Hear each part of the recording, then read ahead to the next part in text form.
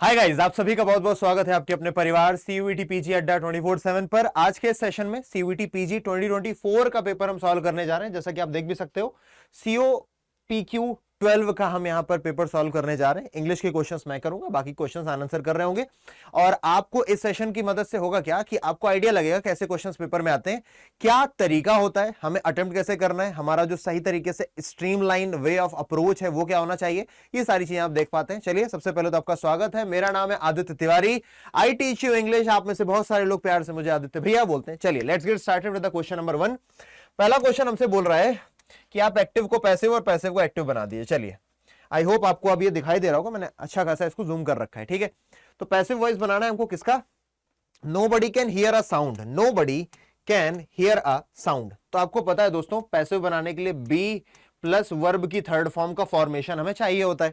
तो हमने देखा यहां पर कैन के साथ हियर आ रखा है, तो हियर वर्ब की फर्स्ट फॉर्म है, तो बी की फर्स्ट फॉर्म क्या हो जाएगी? बी खुद हो जाएगी। कारण क्या है? बी की फर्स्ट फॉर्म तो इज एम आर भी होती है, पर इज एम आर इसलिए नहीं आएगा क्योंकि यहां पर क्या रखा है? मॉडल आ रखा है।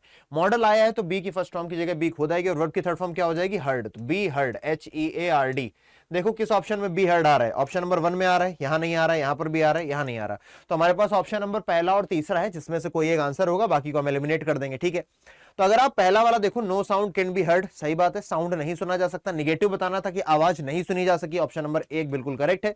तीसरा, a sound can not be heard at all, ये जबरदस्ती में एडिशन नहीं करना है हमको, इसलिए ऑप्शन नंबर 1 हमारा बिल्कुल करेक्ट हो जाएगा। चलिए नेक्स्ट क्वेश्चन की तरफ चलते हैं दोस्तों। नेक्स्ट क्वेश्चन हमसे बोल रहा है कि arrange the following sentences into the correct order. ठीक है जी, करेक्ट ऑर्डर में अरेंज कर दिया जाएगा। क्वेश्चन देखते हैं, we shall at last do a thing however difficult it may be. तो इतना देखिए ध्यान से, वर्ब से स्टार्ट नहीं करेंगे तो बी और डी से जो भी ऑप्शन स्टार्ट कर रहे हैं वो क्या हो जाएंगे? एलिमिनेट हो जाएंगे। इसको बोलते हैं एलिमिनेशन टेक्निक, कि आप वर्ब से स्टार्ट नहीं करते। 99% केसेस में, 1% केसेस में आपको क्वेश्चन दिख जाएंगे, अदरवाइज स्टार्ट नहीं हो रहा होगा। ठीक है जी, अब क्वेश्चन देखा, we shall at last do a thing however difficult it may be if we are really determined to find a way to do it.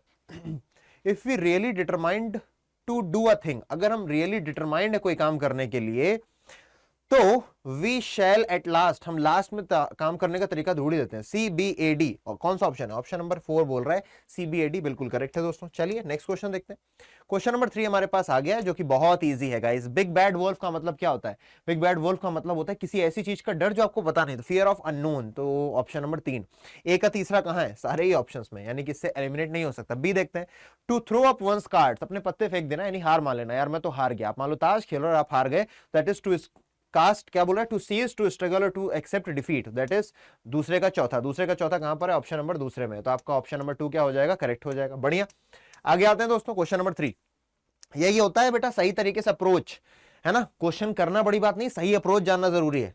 Next question हमसे बोल रहा है, my grandfather used to say not to hanker dash wealth and position but I did not heed his advice. अब देखिए, ये एक phrasal verb पर based question है। जैसा कि आपको पता है आपके एग्जाम में नेगेटिव मार्किंग होती है। अगर आपको आइडिया बिल्कुल भी नहीं है तो इस क्वेश्चन को छोड़ दीजिए, क्योंकि बीइंग अ टीचर मुझे तो पता ही है। तो इसका आंसर क्या हो जाएगा? हैंकर आफ्टर, है ना? वो बोलते थे मेरे दादाजी कि ज्यादा पैसे और पोजीशन के पीछे मत भागो, लेकिन मैंने उनकी एडवाइस सुनी नहीं। तो हैंकर आफ्टर ये फ्रेजल वर्ब होता है। नहीं पता है तो लीव कर देना ऐसे क्वेश्चंस को पेपर में भी, ताकि आप नेगेटिव मार्किंग की तरफ अपने आप को ना बढ़ा सकें। चलिए, बड़ा ही प्यारा सा क्वेश्चन है। ठीक है, चलिए देखते हैं।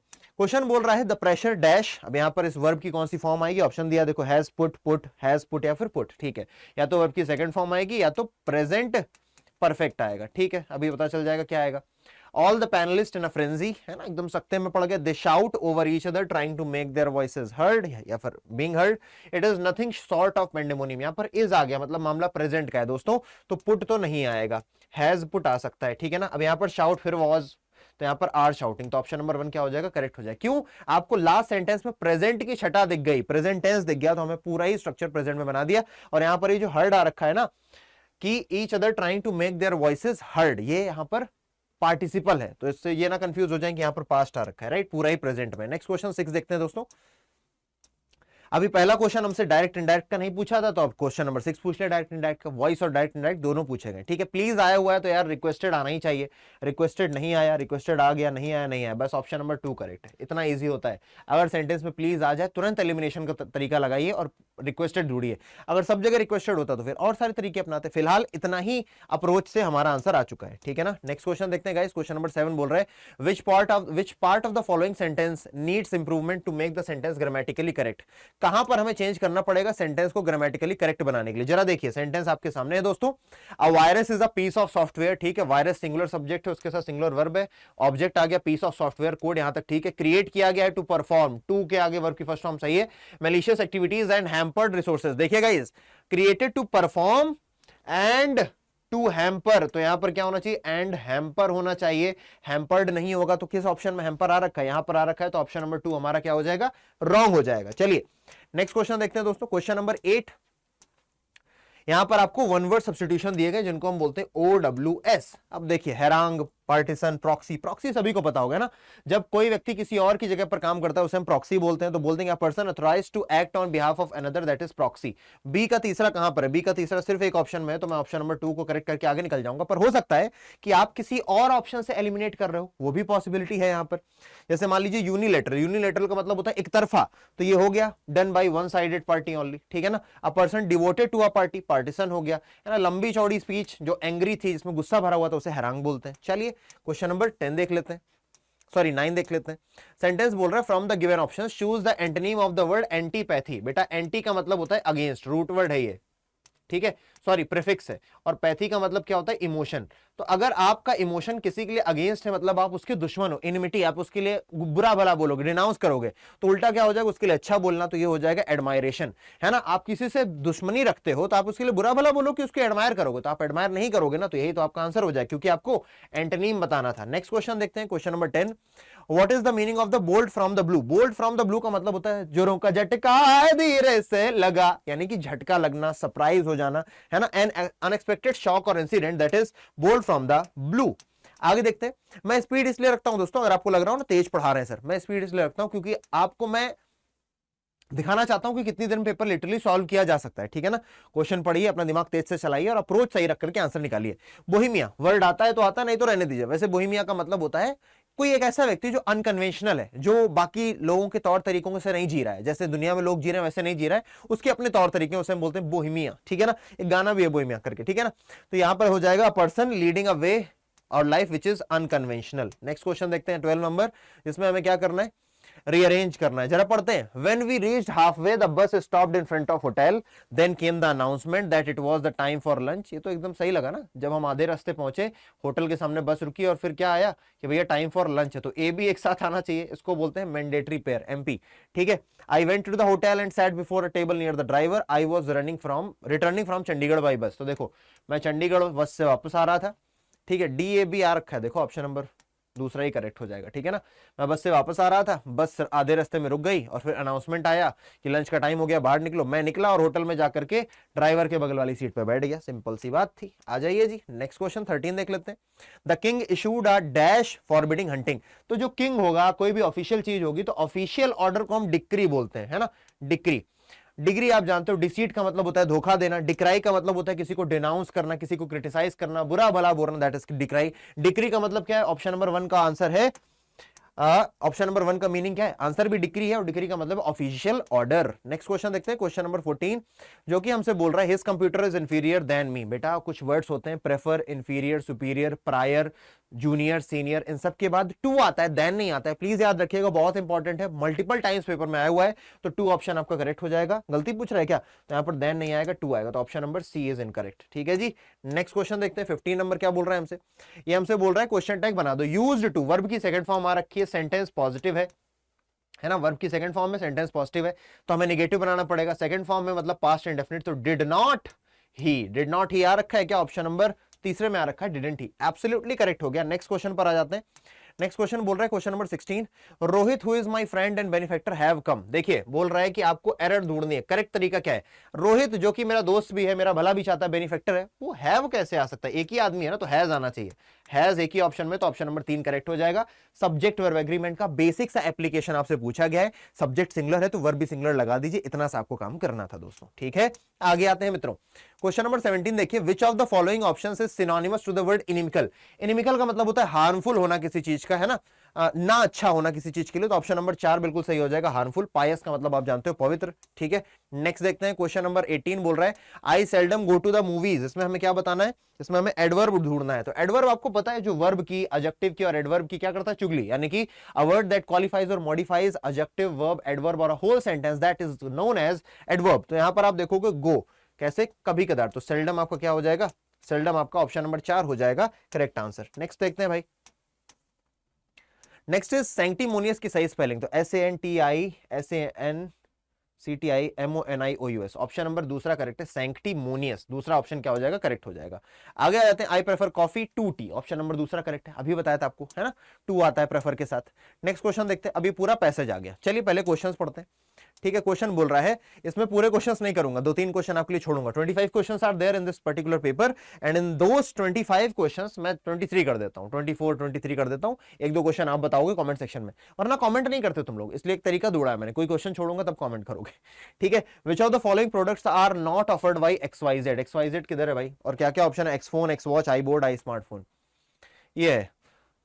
हाँ, XYZ offers a host of products, क्या क्या कर रहा है भाई XYZ ऑफर, XYZ ऑफर कर रहा है X phone, X Mac, X watch that share information with others, consumers benefit from access information, product that was input of, बस इतना ही कर रहा है, ठीक है ना। तो जिसमें एक्स लगा है वो सब कर रहा है, तो हमारा आंसर यहाँ क्या सही हो जाएगा, क्या XYZ ऑफर नहीं कर रहा है पूछ रहा है, तो भैया एक्स तो कर रहा है, वॉच भी कर रहा है, बोर्ड आई वाला नहीं कर रहा है। सी और डी किधर है, ऑप्शन नंबर दूसरा हमारा क्या हो जाएगा, करेक्ट हो जाएगा, easy peasy lemon squeezy. Yup, आगे आते हैं जी, नेक्स्ट क्वेश्चन हमसे कह रहा है क्या, which of the following statements from the passage are false, तुम्हारे हवाले वतन साथियों ये वाला क्वेश्चन, ठीक है, तुम करोगे इसको, क्वेश्चन नंबर 20 जो भी था, ठीक है। आगे आते हैं 23, read the given passage carefully, और क्या बताना है, which of the following is not a right laid out by President John F Kennedy in 1962, चलो 1962 ढूंढते हैं, चूज हर्ट सेफ्टी लाइफ, ठीक है, आ जाओ। 1962 पैसेज में कहीं दिख रहा है, ये दिख गया मेरे को, John F Kennedy 1962 address to Congress in which he laid out 4 consumer rights, क्या है, right to safety, informed, choose heard, है ना, right to safety, inform, choose heard, inform, choose heard, safety, inform, choose heard, safety, inform, choose heard, safety, inform, choose heard, safety, inform, choose heard, safety, life नहीं है, तो option number 4 correct हो जाएगा। ऐसे करना होता है क्वेश्चंस, ठीक है ना। नेक्स्ट क्वेश्चन देखते हैं दोस्तों, बोल रहा है what according to the passage comprises the consumers right to be informed, ये तुम्हारे हवाले, 22 24 तुम्हारे अलावा। अब ये what is planned obsolescence, planned obsolescence क्या होता है, it is the process of formation, it is the process of formation of ecosystem wherein several devices talk to each other, it is the phenomena of deliberately shortening the durability of products, it is the method of using false claims। okay, क्या है question समझ लो बस, passage ढूंढ लिया जाएगा। Planned obsolescence, इतनी आसानी से पैसेज हो जाते हैं अगर सही टीचर के साथ आप लोग जुड़े हुए हो तो। अब जाहिर सी बात है, अपनी बात कर रहा हूँ, मुंह या मिट्टू नहीं बन रहा हूँ, इनको क्वेश्चंस को सॉल्व करना बड़ी बात नहीं है, प्लान्ड ऑब्सोलिसेंस ढूंढना है बस, मेरे को कहीं पर दिख जाए तो, ये आ गया, देखो ये दिखा हुआ है प्लान्ड ऑब्सोलिसेंस, ठीक है ना।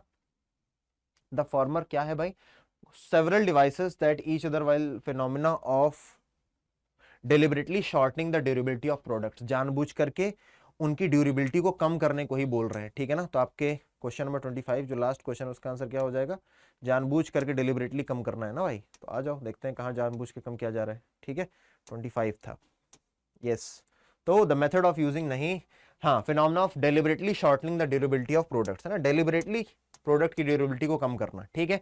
तो यहां पर मैंने 22 नंबर क्वेश्चन और 24 नंबर क्वेश्चन ये दोनों आपके लिए छोड़ दिए हैं, जिसका आंसर आप लोग कमेंट सेक्शन बताओगे। बाकी 1 to 25 सारे क्वेश्चन सॉल्व करा दिए। और कितनी देर लगी हमको, माय गुडनेस, 13-14 मिनट में हो गया, ठीक है ना, आधे टाइम में। अब साथ के साथ अगर आप लोग इंटरेस्टेड हैं सही तरीके से तैयारी करने में, स्ट्रीम लाइन तरीके से तैयारी करने में, तो आप लोगों के लिए एमबीए के बैचेस हैं अड्डा 24/7 की वेबसाइट पर, ठीक है ना, महापैक में जाकर के एनरोल कर लेना। मैक्सिमम डिस्काउंट के लिए कोड बता देता हूं, ADI80 आदि 80 कोड लगा देना, जिससे आपको मैक्सिमम डिस्काउंट मिलेगा and you will be getting my personal mentorship जब तक आप बैच में है तब तक, ठीक है। सो आदि 80 लगा सकते हैं। बाकी कोई डाउट है मुझ तक कनेक्ट करना है आपको, this is my Instagram ID Aditya_, भैया BHAIYAA, ठीक है ना, ये मेरी इंस्टाग्राम आईडी, aditya.tiwari@adda247.com मेरी ईमेल आईडी, कहीं पर भी आप मुझे कनेक्ट कर सकते हो। गूगल फॉर्म भी आपको डिस्क्रिप्शन में मिल जाएगा, उसे फिल कर सकते हो, जिससे आपको डायरेक्ट टीचर की कॉल भी आ जाती है। मिलता हूं नेक्स्ट सेशन में, तब तक खुश रहिए, मस्त रहिए और आगे आने वाले बाकी क्वेश्चंस को देखिए आनंद सर के साथ। टेक केयर, जय हिंद गाइस। जय हिंद चैंपियंस। आज हम लोग करने वाले हैं सीयूटीपीजी क्वांट्स 2024 के जो प्रीवियस ईयर क्वेश्चंस पेपर हैं, यानी 2024 में क्वांटिटेटिव एप्टीट्यूड्स यानी क्वांट्स में जो क्वेश्चंस पूछे गए थे उन पर हम डिटेल में देखने वाले हैं और ध्यान से देखेंगे, समझेंगे लेवल क्या रहने वाला है। तो यानी जो भी बच्चे सीयूटीपीजी एमबीए की प्रिपरेशन कर रहे हैं या एमबीए के लिए जा रहे हैं, प्रिपरेशन 2027 को टारगेट कर रहे हैं, तो आप सभी के लिए क्लास बहुत ही ज्यादा यूजफुल होने वाली है। ये सिर्फ इसलिए नहीं कि यहाँ के क्वेश्चंस कैसे आ रहे हैं या फिर इसका सॉल्यूशंस देखना ये जरूरी नहीं है। ये आपको बताएगा कि आपको किस लेवल के क्वेश्चंस को प्रैक्टिस करना है और आप कंपेयर भी कर सकते हो कि जहां पर भी आप पढ़ाई कर रहे हो वहां पर क्या इससे इसी लेवल का क्वेश्चंस करवाया जाता है या इससे ऊपर। मैं आपसे प्रॉमिस कर सकता हूं कि मेरे चैंपियंस, जो भी मैं क्लास शाम को 5 बजे जो विश्वास सीरीज की जो क्लास चल रही होती है जिसमें मैं क्वांट्स और एलआर पढ़ाता हूं, हालांकि मैं 2024 के एलआर यानी लॉजिकल रीजनिंग के भी आपको वीडियो दे दूंगा, नेक्स्ट वीडियो आपको उसकी ही मिल जाएगी। लेकिन मेरे रॉकस्टार, मैं आपको बस इतना सा बता दूं कि अगर आप कहीं भी प्रिपरेशंस कर रहे हो, प्रिपरेशन से पहले पीवाईक्यूज के बारे में समझना बहुत जरूरी होता है, क्योंकि वहां से आपको एग्जैक्ट लेवल का पता चलता है। और जितने बच्चों ने विश्वास सीरीज शाम को 5 बजे वाली जो डेली क्लास हमारी चलती है, अगर उसको फॉलो कर रहे हैं तो डेफिनेटली इन सवालों को वो विद इन सेकंडों में उड़ा देंगे, ये हम आपसे वादा कर रहे हैं 2024 में जो पूछे गए थे। अदर देन दैट, ये तो इससे भी अपर लेवल का, मतलब ये जो क्वेश्चंस मैं आपको करवाऊंगा या जो शाम को 5 बजे करवाता हूं उससे भी लेवल आप क्वेश्चंस मैं अपने पेड बैचेस में करवाता हूं, प्रतिष्ठा 2.0 में भी, प्रतिष्ठा बैच में भी। हमारा नया बैच आ चुका है प्रतिष्ठा अल्टीमेट बैच, जो कि 18 तारीख से स्टार्ट हो रहा है। तो जितने बच्चों ने एनरोलमेंट नहीं करा है, तो अगर आप चाहते हो इस क्लास को देखने के बाद आप यूट्यूब पर जाना, वहां से जो टॉपिक्स मैंने पढ़ा दिया है, जैसे परसेंटेज हो गया, प्रॉफिट एंड लॉस हो गए, कंपाउंड इंटरेस्ट हो गए, और रेशियो एंड प्रोपोर्शन स्टार्ट होने वाला है आपको, बहुत जल्दी स्टार्ट हो जाएगा। तो ये जो टॉपिक्स मैंने पढ़ा दिया, आप जाना, इनके सवाल वहां से कंपेयर करना, देखना आप सेकंडों में नहीं अगर उड़ा पा रहे हो तो फिर आप मत बैच में आना, मैं आपसे प्रॉमिस कर रहा हूं। लेकिन अगर आपने उस बैच को देख करके आपको लगा कि नहीं यही लेवल का क्वेश्चन या इससे अपर लेवल का हम 5 बजे वाली क्लास में प्रैक्टिस कर रहे हैं, तो डेफिनेटली आपको जाना चाहिए पेड बैच के लिए और एक डेडिकेटेड ऐसा बैच लेना चाहिए कि जो आपको आपकी मंजिल तक पहुंचा सके, आपके ड्रीम यूनिवर्सिटी तक पहुंचा सके। बाकी कोई भी डाउट अगर परेशानी रहती है कि सर बैच कैसे लेना है, क्या करना है, तो डिस्क्रिप्शन में मैंने एक लिंक दे रखा है, फॉर्म दे रखा है, उसको आप फिल कर सकते हो, या फिर मुझे आप इस पर ईमेल आईडी करके भी पूछ सकते हो। ईमेल आईडी है आपका kumar.anand ANAND@adda247.com, adda247.com। इस पर आप मुझे मेल करके कोई भी क्वेरीज बैच से रिलेटेड या कुछ भी प्रॉब्लम्स आती है तो आप मुझसे कांटेक्ट कर सकते हैं, ठीक है।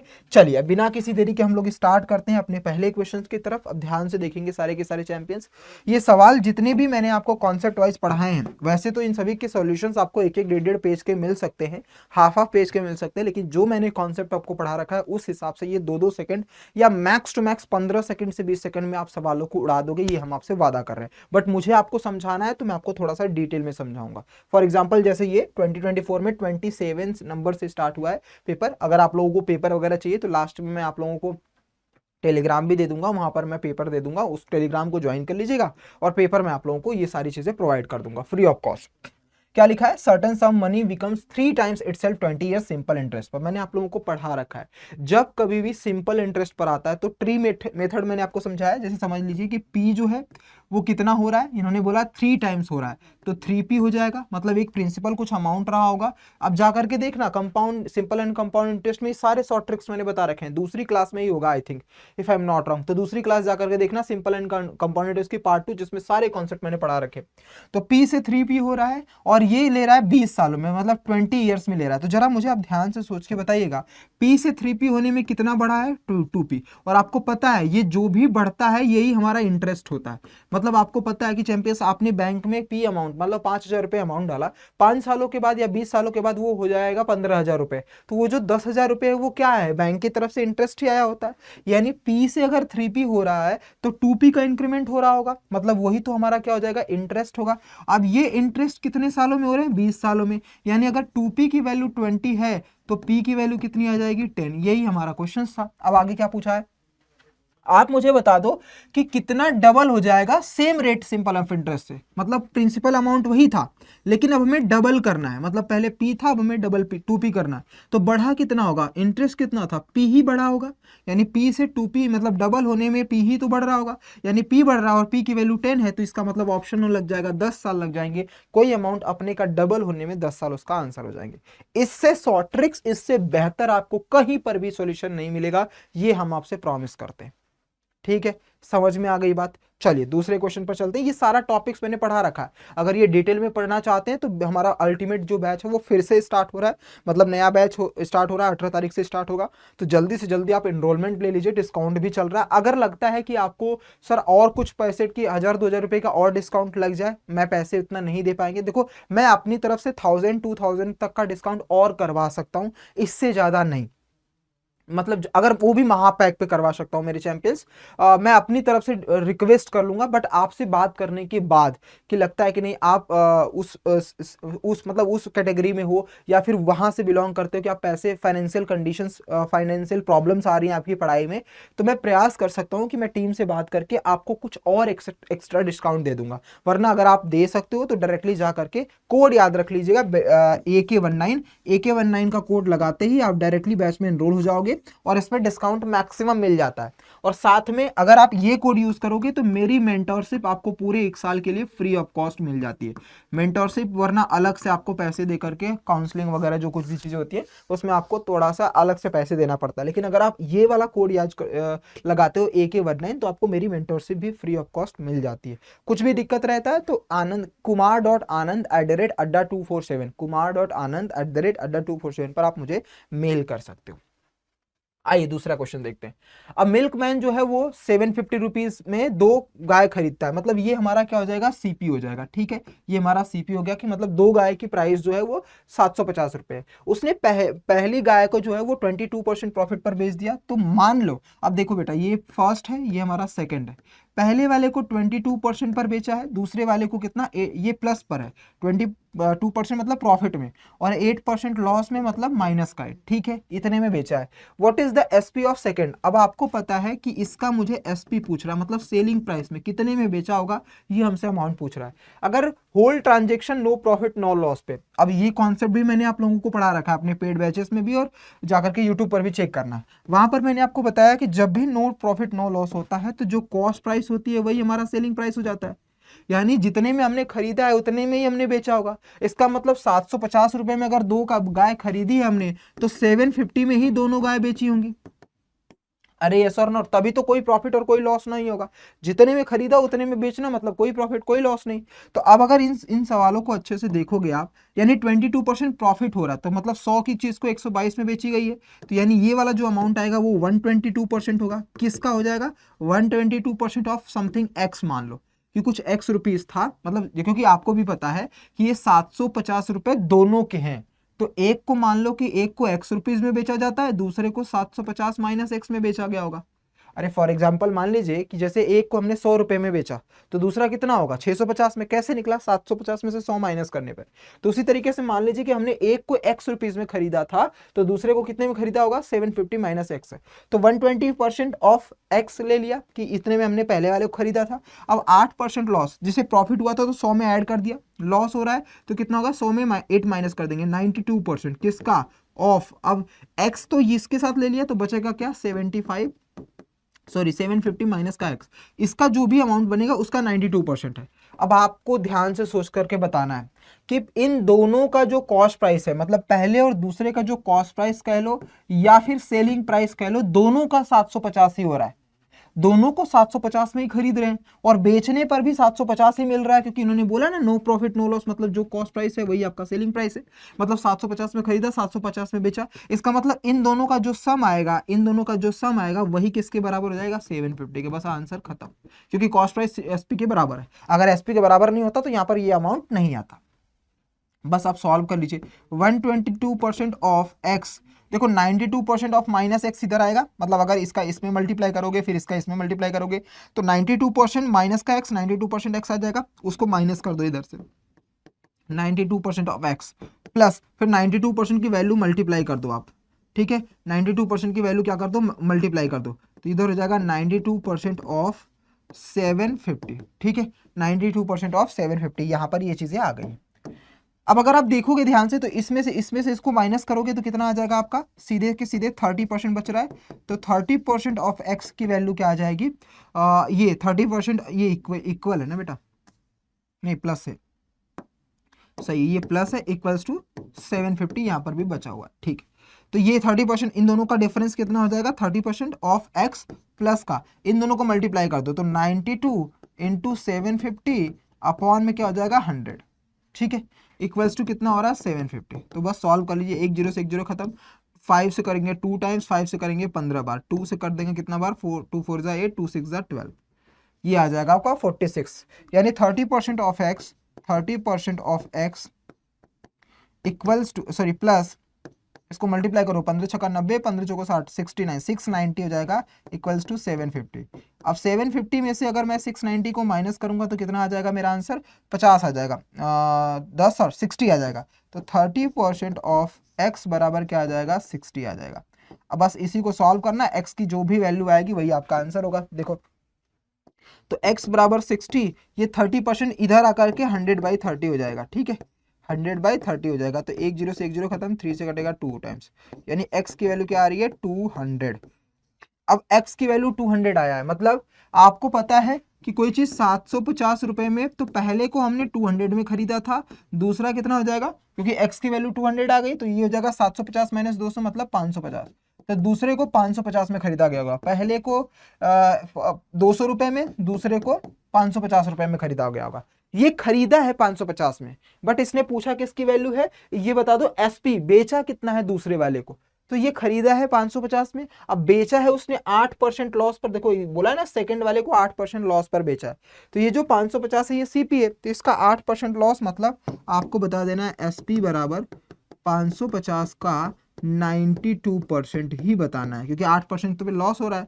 तो 550 इधर हो जाएगा, एक जीरो से खत्म, 5 से कटेगा 2 टाइम्स, 5 से कटेगा 11 टाइम्स, 2 से कट जाएगा 46 टाइम्स, तो ये हो जाएगा एसपी बराबर हो जाएगा 6 6 4 10 5, 506 रुपए में वो क्या कर रहे हैं, बेच रहे होंगे सेकेंड काउ को, यानी option number B is the correct answer. ये बढ़िया सवाल था, ये बढ़िया सवाल था, मैंने आपको बहुत डेप्थ में समझाया है, और ये टाइम टेकिंग लगते हैं मेरे चैंपियंस, बट जब आप एक बार प्रैक्टिस कर लोगे तो ये जितना मैंने आपको समझाया ना 20% 8% लिख करके, आप डायरेक्टली सॉल्व करोगे कि ये हो जाएगा 100, ये हो जाएगा 122%, ये हो जाएगा 98%, तो 122 में से 92 माइनस करेंगे तो बचेगा 30%, 30% ऑफ एक्स की वैल्यू जो आएगी 750 के बराबर हो जाएगी, और उसमें 92% ऑफ क्योंकि ये 92% दो बार में आएगा, 92% ऑफ 750, 92% ऑफ एक्स, तो 92% ऑफ x इससे माइनस हो जाएगा, बचेगा कितना 30%, और 92% ऑफ 750 से मल्टीप्लाई होकर के बचेगा 690, माइनस कर दोगे 60 से कंपेयर होगा और वैल्यू आ जाएगी, उस वैल्यू को हमें कंपेयर करके एसपी को बता दे रहा है। तो एक बार वापस से इस वीडियो को पीछे करके देखना या पॉज करके खुद सॉल्व करने का प्रयास करना, आपको समझ में आ जाएगा, ठीक है। बढ़िया लगा सवाल, ये सारे लेवल के सवाल, अब इस लेवल के सवाल 2024 में ही पूछे जा चुके हैं, और आपको पता है कंपटीशन दिन प्रतिदिन बढ़ रहा है, तो दैट मींस आपको वर्स्ट कंडीशन के लिए तैयार करना पड़ेगा, इसीलिए आपको मैक्सिमम लेवल अप रख करके क्वेश्चंस की प्रैक्टिस करनी पड़ेगी। आइए इस सवाल को देखते हैं, ये भी मैंने आपको पढ़ा रखा है परसेंटेज वाले में, आप जाकर के देखना कितना बेहतरीन तरीके से मैंने आपको एक्सपेंसेस वाले कॉन्सेप्ट को पढ़ा रखा है, एकदम बेसिक से एडवांस तक। राहुल 10% जो है वो सैलरी सेव करता है, तो मैंने आपको पढ़ाया है कि जो सैलरी होती है, सैलरी जो होती है वो एक्सपेंस प्लस सेविंग पर डिपेंड करता है। हाँ जी सर, देखो इसी तरीके से मैंने आपको समझाया, जाकर के वहां पर देखना। तो इन्होंने बोला है कि वो 10% सैलरी बचाता है, 10% बचाता है, मान लेता हूं मेरी सैलरी 100 रुपए है, तो 10% मतलब 10 रुपया बचा रहा होगा, तो खर्चा कितना कर रहा होगा 90 रुपए। पहला कंडीशन कि 100 रुपए मान लो मेरी सैलरी है, 10 रुपए में वो क्या कर रहा है, 10 रुपए बचा रहा है, 10%, 100 का 10% तो 10 ही होता है, तो खर्चा कितना करेगा 90। अब वो बोल रहे हैं कि अगर एक्सपेंसेस को बढ़ा दिया जाए 20% से, यानी इसको मैं बढ़ा दूं कितने परसेंट से, 20% से। अब 20% का मतलब 9 दूना 18, 18 रुपीज बढ़ जाएगा, यानी ये हो जाएगा 108 रुपीज, ठीक है, ये 108 रुपीज कर दिया जाए, तो 20% का मतलब 90 का 20% हो जाएगा 9 2 18, मतलब 18 रुपए, परसेंटेज से 2 जीरो खत्म हो जाएंगे, तो 18 रुपीज जो है वो बढ़ रहा है, 108 रुपीज अब एक्सपेंसेस हो चुके हैं। अब उसके आगे बोलते हैं but percentage of saving same रहता है, तो मतलब यहां पर जो भी सेविंग आएगा वो 10% ही होगा। कितना होगा? 10% ही होगा। अब आपको पता है जैसे ऊपर वाले में देखो 100 का 10%, ये भी तो 10% ही था, तो 10% था तो ये कितना था? 90%। उसी तरीके से अगर ये 10% है तो ये किसकी वैल्यू हो जाएगी? 90% की वैल्यू हो जाएगी। अरे यस और नो, जल्दी बताओ। ये 90% की वैल्यू ही तो 108 होगी, क्योंकि इन्होंने परसेंटेज बोला है, परसेंटेज ऑफ सेविंग जो सेम होता है। ऐसा नहीं है कि जो सेविंग अमाउंट है वो सेम है, इन्होंने बोला percentage of saving amount same है। तो परसेंटेज ऑफ सेविंग अमाउंट 10% था, तो ये भी 10% है, तो इसका मतलब इन दोनों को मिला करके तो 100% बन रहा होगा। तो ये 10%, तो ये 90%। 90% की वैल्यू 108 रुपीज है, तो 100% की वैल्यू कितनी हो जाएगी? देखो 90% की वैल्यू क्या है? 108 रुपीज है। तो 9 से कट करो, 10% इधर बचेगा, इधर कितना हो जाएगा? काटोगे आपका हो जाएगा 12। तो 10% की वैल्यू 12 है, तो 100% की वैल्यू क्या हो जाएगी? 120। मतलब 120 रुपए उसकी सैलरी थी। तो 120 रुपए का मतलब 100 की चीज को अगर 120 रुपए में बेचोगे तो 20 रुपए का प्रॉफिट हो रहा है। और 20 रुपए 100 पर कितना परसेंट? 20%। और आपसे पूछा है what is the percentage increase in salary, तो भैया option number C is the correct answer. Option number C is the correct answer कि 20% का ही प्रॉफिट हो रहा है। इस तरीके से आपको कहीं नहीं मिलेगा, जाकर के गूगल पर भी देख लेना कि ऐसे सॉल्यूशंस आपको नहीं मिलेंगे। आपको ऐसे समझना पड़ेगा सैलरी, एक्सपेंडिचर, सेविंग, और आपको इस तरीके से एजम्पशन बेस पर ही सवालों को अटेम्प्ट करना पड़ेगा। और इसको डेप्थ में समझना चाहते हो तो आ जाओ, अल्टीमेट बैच में स्टार्ट कर रहे हैं हम लोग फिर से। आइए अभी सवाल को देखो। मैक्सिमम सारा बच्चा, इसको बोलते हैं डेटा सफिशियंसी। जब मैं आपको पढ़ाऊंगा ना तो यहाँ पर ऐसे ही सवाल इंपॉर्टेंट होते हैं। डेटा सफिशियंसी में क्या मतलब होता है? आपको आंसर नहीं बताना होता, बस आप बता दो कि किसके थ्रू आंसर निकल सकता है। फॉर एग्जाम्पल इस क्वेश्चन को अगर आप देखोगे तो एक्स और वाई दो टैप है, ठीक है।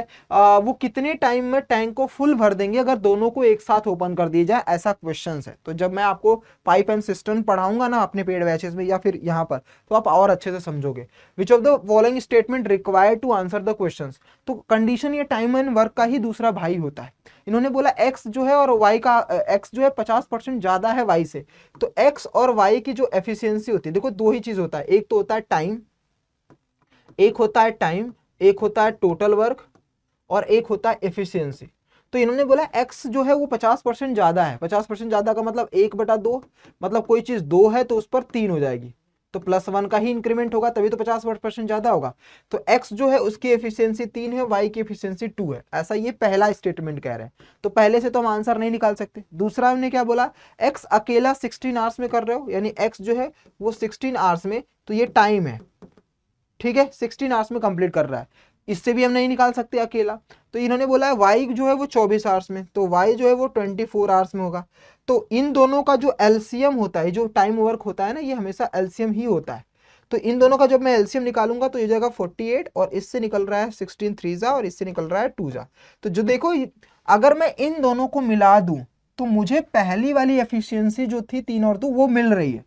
मतलब मैं इसके थ्रू अकेला तो आंसर नहीं निकाल सकता, इसके थ्रू अकेला आंसर तो नहीं निकाल सकता, लेकिन अगर मैंने इन दोनों को एक साथ मर्ज कर लिया तो मेरे पास टाइम भी निकल गया, मेरे पास टोटल वर्क भी निकल गया, और मेरे पास एफिशिएंसी भी निकल गई। तीनों निकल गया है तो कुछ भी पूछेगा आंसर खत्म हो जाएगा। तो बी और सी का यूज किया जा रहा है, यानी option number 3 is the correct answer. आपको पूरा सॉल्व करना ही नहीं था, बस आपको ये देखना था कि कहां से हम टाइम, टोटल वर्क और एफिशिएंसी तीनों हम फाइंड कर सकते हैं।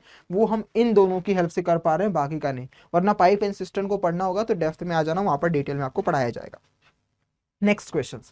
अ thief pursued by a policeman. एक पुलिसमैन जो है वो थिप का पीछा कर रहा है। मान लेता हूं यहां पर पुलिसमैन है और यहां पर खड़ा जो है वो थिप है आपका, ठीक है।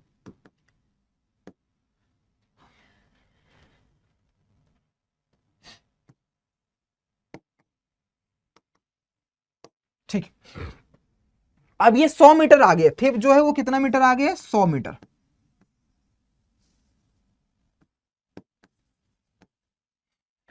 If the ratio of the speed of policeman to the thief is 5x in 4, speed दे रखा है, इसकी स्पीड है 5x मान लेते हैं, इसकी 4x। आपको पढ़ाया गया रेशियो वाले चैप्टर्स में कि रेशियो जब भी माना जाता है तो रेशियो में हम x किसी वेरिएबल को मल्टीप्लाई करके आंसर बताते हैं। तो 5x एंड 4x है। अब ये टाइम स्पीड एंड डिस्टेंस के बेस पर कुछ सवाल बनते हैं। वहां पर आपको पढ़ाया गया है कि जब दोनों सेम डायरेक्शन में जाते हैं ना, जब भी कभी भी कोई भी दो पुलिसमैन मैन या थीफ की बात कर ले, दो ट्रेन की बात कर ले, दो कार की बात कर ले, एक कार एक बस की बात कर ले, कुछ भी कोई भी ऑब्जेक्ट अगर दो सेम डायरेक्शन में जाता है तो वहां पर रिलेटिव स्पीड का कॉन्सेप्ट लग जाता है। और जब सेम डायरेक्शन में होते हैं तो रिलेटिव स्पीड जो होते हैं वो दोनों का डिफरेंस हो जाता है। सेम डायरेक्शन में डिफरेंस किया जाता है, अपोजिट डायरेक्शन में प्लस किया जाता है। अगर ये दोनों एक दूसरे की तरफ आ रहे होते हैं तो दोनों की स्पीड को हम प्लस कर लेते हैं, लेकिन दोनों एक दूसरे की तरफ नहीं, सेम डायरेक्शन में जा रहे हो, अगर ये भी इधर भाग रहा है, पुलिस भी इसके पीछे भाग रहा है, मतलब सेम डायरेक्शन में भाग रहे हैं, इसका मतलब क्या है, रिलेटिव स्पीड जो होगी इनके स्पीड का डिफरेंस हो जाएगा। तो 5x में से 4x माइनस करोगे तो कितना हो जाएगा, x। तो ये जो x आता है ये रिलेटिव स्पीड आती है। क्या आता है आपका, रिलेटिव स्पीड आता है। ठीक है, रिलेटिव स्पीड कितना हो गया, x हो गया। यहां तक तो समझ में आ गया। अब आपसे ये बोला जा रहा है कि आप मुझे बता दो then how far could the thief go, मतलब ये जो थिफ है यहां से भागना स्टार्ट कर रहा है, ठीक है, यहां से भागना स्टार्ट कर रहा है, कितने दूर जाने पर ये जो पुलिस है वो डायरेक्टली उसको पकड़ ले रहा है। तो पूछ रहा है ये कितना डिस्टेंस होगा, ये डिस्टेंस बस मुझे बता दो कि यहां से स्टार्ट करके यहां तक पहुंचने पर जब पुलिस उसको यहां पर पकड़ ले रहा है तो ये डिस्टेंस कितना कवर किया गया होगा, इसी डिस्टेंस के बारे में वो हमसे पूछ रहा है। ठीक है, ये पॉइंट्स क्वेश्चन समझ में आ गया। चलो अब हमारे पास डेटा क्या है, हमारे पास डेटा है रिलेटिव स्पीड x आ चुकी है, टाइम कितना है, मतलब डिस्टेंस कितना है, 100 मीटर है। तो आपको पता है यहां से यहां तक का रिलेटिव स्पीड x है, ये टाइम हो गया। स्पीड का मतलब आपके पास स्पीड x आ चुका है, डिस्टेंस 100 है, तो टाइम हम निकाल सकते हैं कि टाइम कितना लगेगा, डिस्टेंस अपॉन में क्या होता है, स्पीड होता है। तो डिस्टेंस कितना है, 100 है, और स्पीड कितनी है, रिलेटिव स्पीड x है। x कैसे निकला, इसकी स्पीड 5x थी, इसकी स्पीड 4x थी, तो दोनों का रिलेटिव स्पीड निकाल करके हमने x निकाल दिया। तो टाइम यहां से यहां तक पहुंचने में कितना लगा, 100/x लगा। अब अगर पुलिस यहां से यहां तक पहुंच रहा है तो टाइम तो उतना ही लगा होगा। तो आप मुझे बताओ, जैसे मान लो कि हम दो दोस्त हैं, उन्होंने अपनी स्पीड कार स्टार्ट करी इस पॉइंट से, ए और बी ने, ठीक है, मान लीजिए बी यहाँ पर है, ए यहाँ पर है, दोनों स्पीड स्टार्ट कर रहे हैं, दोनों टाइमर एक साथ बंदूक मान लो मैंने एक साथ बोला सबको चलने के लिए, उड़ाने के लिए नहीं, एक साथ दोनों स्टार्ट कर रहे हैं अपनी जर्नी। तो मान लीजिए कि 12 PM हो रहा है और 2 घंटे के बाद, तो इसका मतलब क्या है, ये जो 2 आवर्स की जर्नी होगी, भले ये यहाँ पहुंच जाए, ये यहाँ पहुंच जाए, यहीं पहुंचा रहे, लेकिन दोनों ने तो सेम टाइम लिया होगा। 2 घंटे इसने भी चला है, 2 घंटे इसमें भी चला है। इसका मतलब रिलेटिव स्पीड में जो हमने टाइम निकाला है ना, रिलेटिव स्पीड का ही मतलब होता है टोटल डिस्टेंस अपॉन में टोटल टाइम। रिलेटिव स्पीड कैसे निकलता है, टोटल डिस्टेंस अपॉन में टोटल टाइम। तो टोटल डिस्टेंस 100 था, टोटल टाइम x लग रहा है रिलेटिव स्पीड में, ठीक है। इसका मतलब क्या है, टाइम कितना हो जाएगा, 100/x, टोटल डिस्टेंस अपॉन में टोटल टाइम, रिलेटिव टाइम बराबर क्या हो जाएगा, टोटल डिस्टेंस अपॉन में टोटल स्पीड। तो 100/x ये टाइम को दिखा रहा है। इसका मतलब अगर पुलिस यहां से यहां तक पहुंचने में 100/x टाइम ले रहा है, तो जितना टाइम ये चला होगा उतना ही टाइम तो थिफ भी भागा होगा, है ना। तो अब डिस्टेंस कवर करने के लिए टाइम हमारे पास मिल चुका है, और हमें पता है थिफ का जो स्पीड है, थिफ का जो स्पीड है, बस थोड़ा सा समझना है इसमें, थिफ का जो स्पीड है वो कितना है, वो 4x है, ठीक है। और टाइम कितना हो गया आपके पास, 100/x। ये तो दोनों कॉमन है क्योंकि जितना पुलिस चलेगा उतना ही थिफ चलेगा जितने टाइम। ये आपका स्पीड हो गया। तो पूछा क्या हमसे, डिस्टेंस बराबर क्या होता है, स्पीड इनटू टाइम। डिस्टेंस कितना, स्पीड कितना है, 4x है, टाइम कितना लग रहा है, 100/x। तो x से खत्म, यानी हो जाएगा 400 किलोमीटर, मीटर दिया मीटर, तो 400 मीटर, यही आपका आंसर होगा। Option number B is the correct answer. बस यही समझना था, इस सवाल में कुछ था ही नहीं, बस रिलेटिव स्पीड का कॉन्सेप्ट लगाओ और सवालों को उड़ा दो। अगले सवाल, नहीं समझ में आ रहा तो थोड़ा सा वापस, अगर एक पहली बार में आपको नहीं समझ में आ रहा है दैट मीन्स पक्का आप लोगों ने वीडियो नहीं देखी होगी हमारी, या फिर आप किसी बैच में नहीं होंगे, तो आप लोग चिंता बिल्कुल मत करो। ये PYQs हैं, और PYQs इसलिए पढ़ाए जाते हैं सो दैट आप इसके अकॉर्डिंगली अपनी प्रिपरेशन स्टार्ट कर दो। और आपको अब पता चल चुका है, तो अगर बैच लेना होगा कुछ भी, तो kumar.anand@adda247 पर आप मुझे मेल कर देना, और आप महापैक ही लेना। उससे क्या होगा, पूरे साल जितने भी बैचेस आ रहे होंगे वो सब कुछ आपको फ्री ऑफ कॉस्ट मिल जाएंगे। और मॉक टेस्ट 300+ मिलता है। कोई पर्टिकुलर बैच लोगे तो उसमें केवल 20 मॉक टेस्ट मिलते हैं, लेकिन अगर वो 2-3 हज़ार का डिफरेंस रहता है महापैक में, तो वो 2-3 हज़ार बचाने के चक्कर में मॉक टेस्ट फिर आपको अलग से 2,000 रुपये खरीदना पड़ेगा। इससे अच्छा है कि आप ऑलमोस्ट महापैक लो। कुछ भी दिक्कत आती kumar.anand@247.com पर आप मुझे मेल कर सकते हो। आइए, a 50 metre long train passes over a bridge at a speed of 30 kilometre per hour, 30 kilometre per hour के स्पीड से। तो सबसे पहले मीटर और सेकंड में दिया है, तो ध्यान में रखेंगे किलोमीटर को भी हमें किस में कन्वर्ट करना पड़ेगा, मीटर पर सेकंड में। तो जब भी किलोमीटर पर आवर को मीटर पर सेकंड में आपको कन्वर्ट करा जाता है अगर, तो एक चीज याद रखिएगा, हमेशा बड़े से छोटे की तरफ जाते हैं तो याद रखिएगा 5/18 से मल्टीप्लाई करते हैं बड़े से छोटे की तरफ। और अगर मीटर पर सेकंड से किलोमीटर पर आवर जाएंगे, ठीक है, तो छोटे से बड़े की तरफ जा रहे हैं, तो बड़े के पास जा रहे हैं तो मतलब बड़े से मल्टीप्लाई 18/5 से मल्टीप्लाई करना पड़ता है। ठीक है, इस चीज को याद रखेंगे। तो पहले 30 को चेंज कर लीजिए, 30 इंटू 5/18 हो जाएगा, 6×3 = 18, 6×5 = 30, यानी हो जाएगा 25/3 मीटर पर सेकंड। ये हमारी स्पीड आ चुकी है। ठीक है, समझ में आ गया।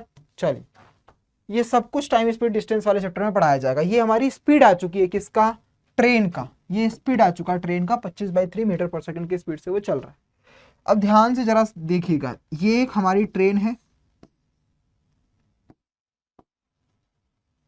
ठीक है, ये ट्रेन है, और ये मान लेते हैं हमारी ब्रिज है।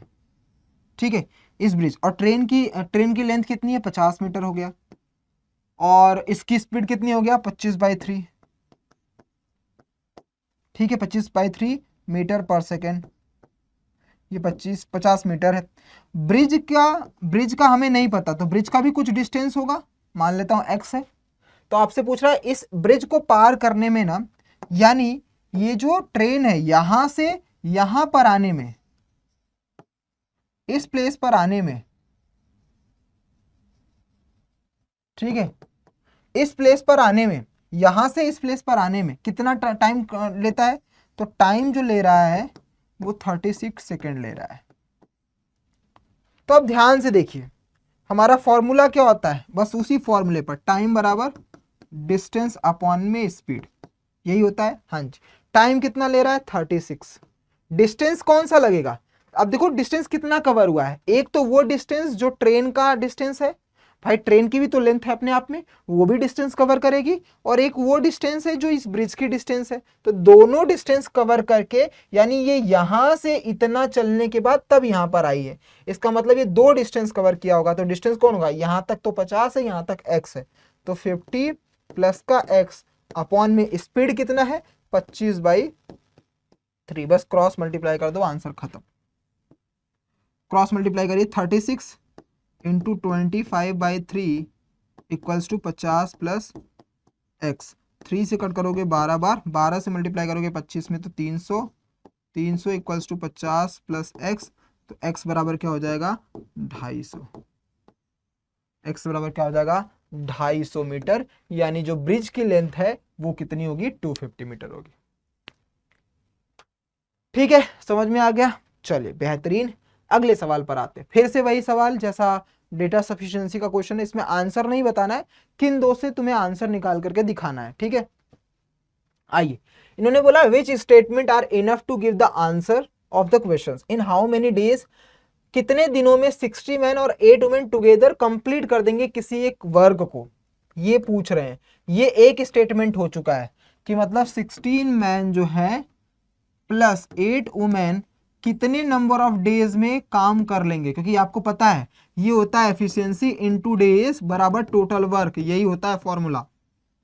एफिशिएंसी कितनी है, 16 मैन 8 वर्क के, उसमें नंबर ऑफ डेज मल्टीप्लाई कर देते हैं तो टोटल वर्क निकल जाता है। तो यहाँ पर जो भी निकलेगा वो टोटल वर्क निकल जाएगा। अब ये कंडीशन को एक स्टेटमेंट तो हमारे पास आ चुका है, एक वेरिएबल, अब दूसरा मतलब एक लीनियर इक्वेशन आ चुका है, दूसरा लीनियर इक्वेशन हमें फाइंड करना होगा, दोनों को सॉल्व करेंगे आंसर आ जाएगा। तो इन्होंने बोला पहला कि 8 man complete piece of work, because हमारे पास तो मैन और वुमेन दोनों है, तो ये अकेले तो नहीं दे सकता है। यहाँ पर 16 वुमेन है, हमें 16 वुमेन से क्या मतलब है, हमारे पास तो 16 मैन है, वुमेन कम है, तो यानी अकेले ये भी नहीं दे सकता। वैसे नंबर ऑफ देखो, एफिशिएंसी इनटू, अगर मैं काम देखूं, वर्क देखूं, तो ये 8 है, ये 10 है, तो 8 इंटू 10, क्योंकि efficiency into number of days बराबर टोटल वर्क, यानी 80 वर्क आ जाएगा। पहले से हमें पता ही नहीं कि 80 वर्क क्या है, ये तो 8 मैन का दे रखा है। दूसरे से देखूंगा तो 16 इंटू 10 मतलब 160 वर्क आ जाएगा। ठीक है भैया, अगर मैं तीसरे से देखूं 5 1 32 मतलब मल्टीप्लाई कर दूं तो 5 इंटू 32 ये भी 160 वर्क आ जा रहा है। तो इसका मतलब क्या है कि ये तीनों आपस में तो हमें नहीं पता चला, टोटल वर्क हमारे पास निकल करके आ जा रहा है। टोटल वर्क सेपरेट अकेले अकेले से टोटल वर्क निकल रहा है, लेकिन अकेले वर्क तब निकल रहा है जब केवल सिंगल सिंगल बंदे, मतलब चाहे वो 8 मैन हो, चाहे वो 16 वुमेन हो, चाहे वो 5 वुमेन हो, मतलब वुमेन हो अकेले काम कर रही है तो उसका टोटल वर्क है। लेकिन हमें टोटल वर्क किसका चाहिए? जिसमें मैन और वुमेन दोनों हो। तो इसका मतलब मैन और वुमेन की एफिशिएंसी हमें चाहिए होगी, तभी तो हम आंसर निकाल पाएंगे। टाइम एंड वर्क में यही पढ़ाया जाता है। तो इसका मतलब क्या है कि देखो पहला वाला तो आदमी फिक्स रहेगा, क्योंकि हमें मैन की एफिशिएंसी चाहिए, 16 मैन है, तो ए वाला तो कॉम्बिनेशन पक्का रहने वाला है, क्योंकि इन दोनों में तो वुमेन है। अब इन दोनों में से कोई एक लेना होगा मुझे, दोनों नहीं ले सकता बिकॉज दोनों का आंसर सेम ही है, तो किसी एक को लेना पड़ेगा, चाहे आप बी को लो चाहे सी को लो। अब वो कौन सा लोगी जरा ध्यान से देखो। यहां पर इन्होंने बोला 16 वुमेन, पहले ए के साथ कॉम्बिनेशन हटाओ, ये हटा दो, ओनली ए, नहीं ए अकेला थोड़ी बता पाएगा, केवल हम मैन तो वुमेन की हम एफिशिएंसी कहां से निकाल पाएंगे? तो दोनों हट गए। अब इन दोनों में से सही होगा, या तो ए के साथ सी होगा या तो ए के साथ बी होगा। तो अब ध्यान से देखो, अगर मैं आपको बोलूं 16 वुमेन की बात करते हैं जो 10 डेज में कंप्लीट कर रहे हैं, तो ये मतलब ए के साथ में ये, तो यहां पर देखोगे 8 मैन और 16 वुमेन, यहां पर दोनों की जो एफिशिएंसी का रेशियो बन रहा है, क्योंकि नंबर ऑफ डेज दोनों का सेम है, तो अगर मैं ए और बी में देखूं तो नंबर ऑफ डेज दोनों का सेम है, इसका मतलब इनकी एफिशिएंसी 1:2 की हो जाएगी। लेकिन यहां पर देखोगे तो 2:1 की है। 2:1 का मतलब आदमी जो है वो ज्यादा है, मैन कम है, सॉरी वुमेन कम है, मतलब और फीमेल कम है।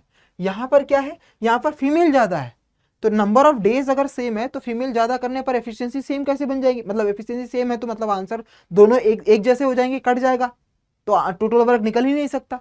इसीलिए हम इसको नहीं ले सकते, क्योंकि नंबर ऑफ डेज इसका अलग है, एफिशिएंसी यहाँ से हमें अलग अलग मिलेगी, दूसरा इक्वेशन मिल जाएगा। तो यहाँ इन दोनों को जब हम लेंगे तो यानी यहाँ से बनेगा 8 मैन, 8 मैन जो है वो 10 दिन में काम करता है, 5 मैन जो 32 दिन में है, इन दोनों की एफिशिएंसी से टोटल वर्क निकलेगा, उसको रख करके हम नंबर ऑफ डेज यहाँ से निकाल सकते हैं। तो only option number first is the correct answer. I hope आपको ये समझ में आ चुका होगा। नेक्स्ट अगले सवाल पर आते हैं। क्या लिखा है? A takes twice as much time as B और thrice as much time as C to finish a piece of work, working together they can finish the work in 2 days, B alone can do the work in, B अकेला कितने दिनों में काम कर सकता है, ये आपको बताना। ठीक है, सबसे पहले एफिशिएंसी। अब जब भी टाइम एंड वर्क में क्वेश्चन अगर समझ में नहीं आता ना, तो हम हमेशा एक दिन का काम निकालते हैं। ठीक है, चलो देखते हैं। सबसे पहले एबीसी का रेशियो देखते हैं, ए बी और सी का रेशियो। पहले बोल रहा है ए जो है वो ट्वाइस काम करता है बी से, तो इसका मतलब क्या होगा? ए पक्का 2 होगा और बी कितना होगा? 1 होगा। या फिर थ्राइस काम करता है किससे? सी से। इसका मतलब कंफर्म है कि ये थ्राइस भी हो सकता है। मतलब अगर मैं पहले बोलूं ए और बी का रेशियो कितना है ए और बी में, तो ए ट्वाइस है, बी 1 है।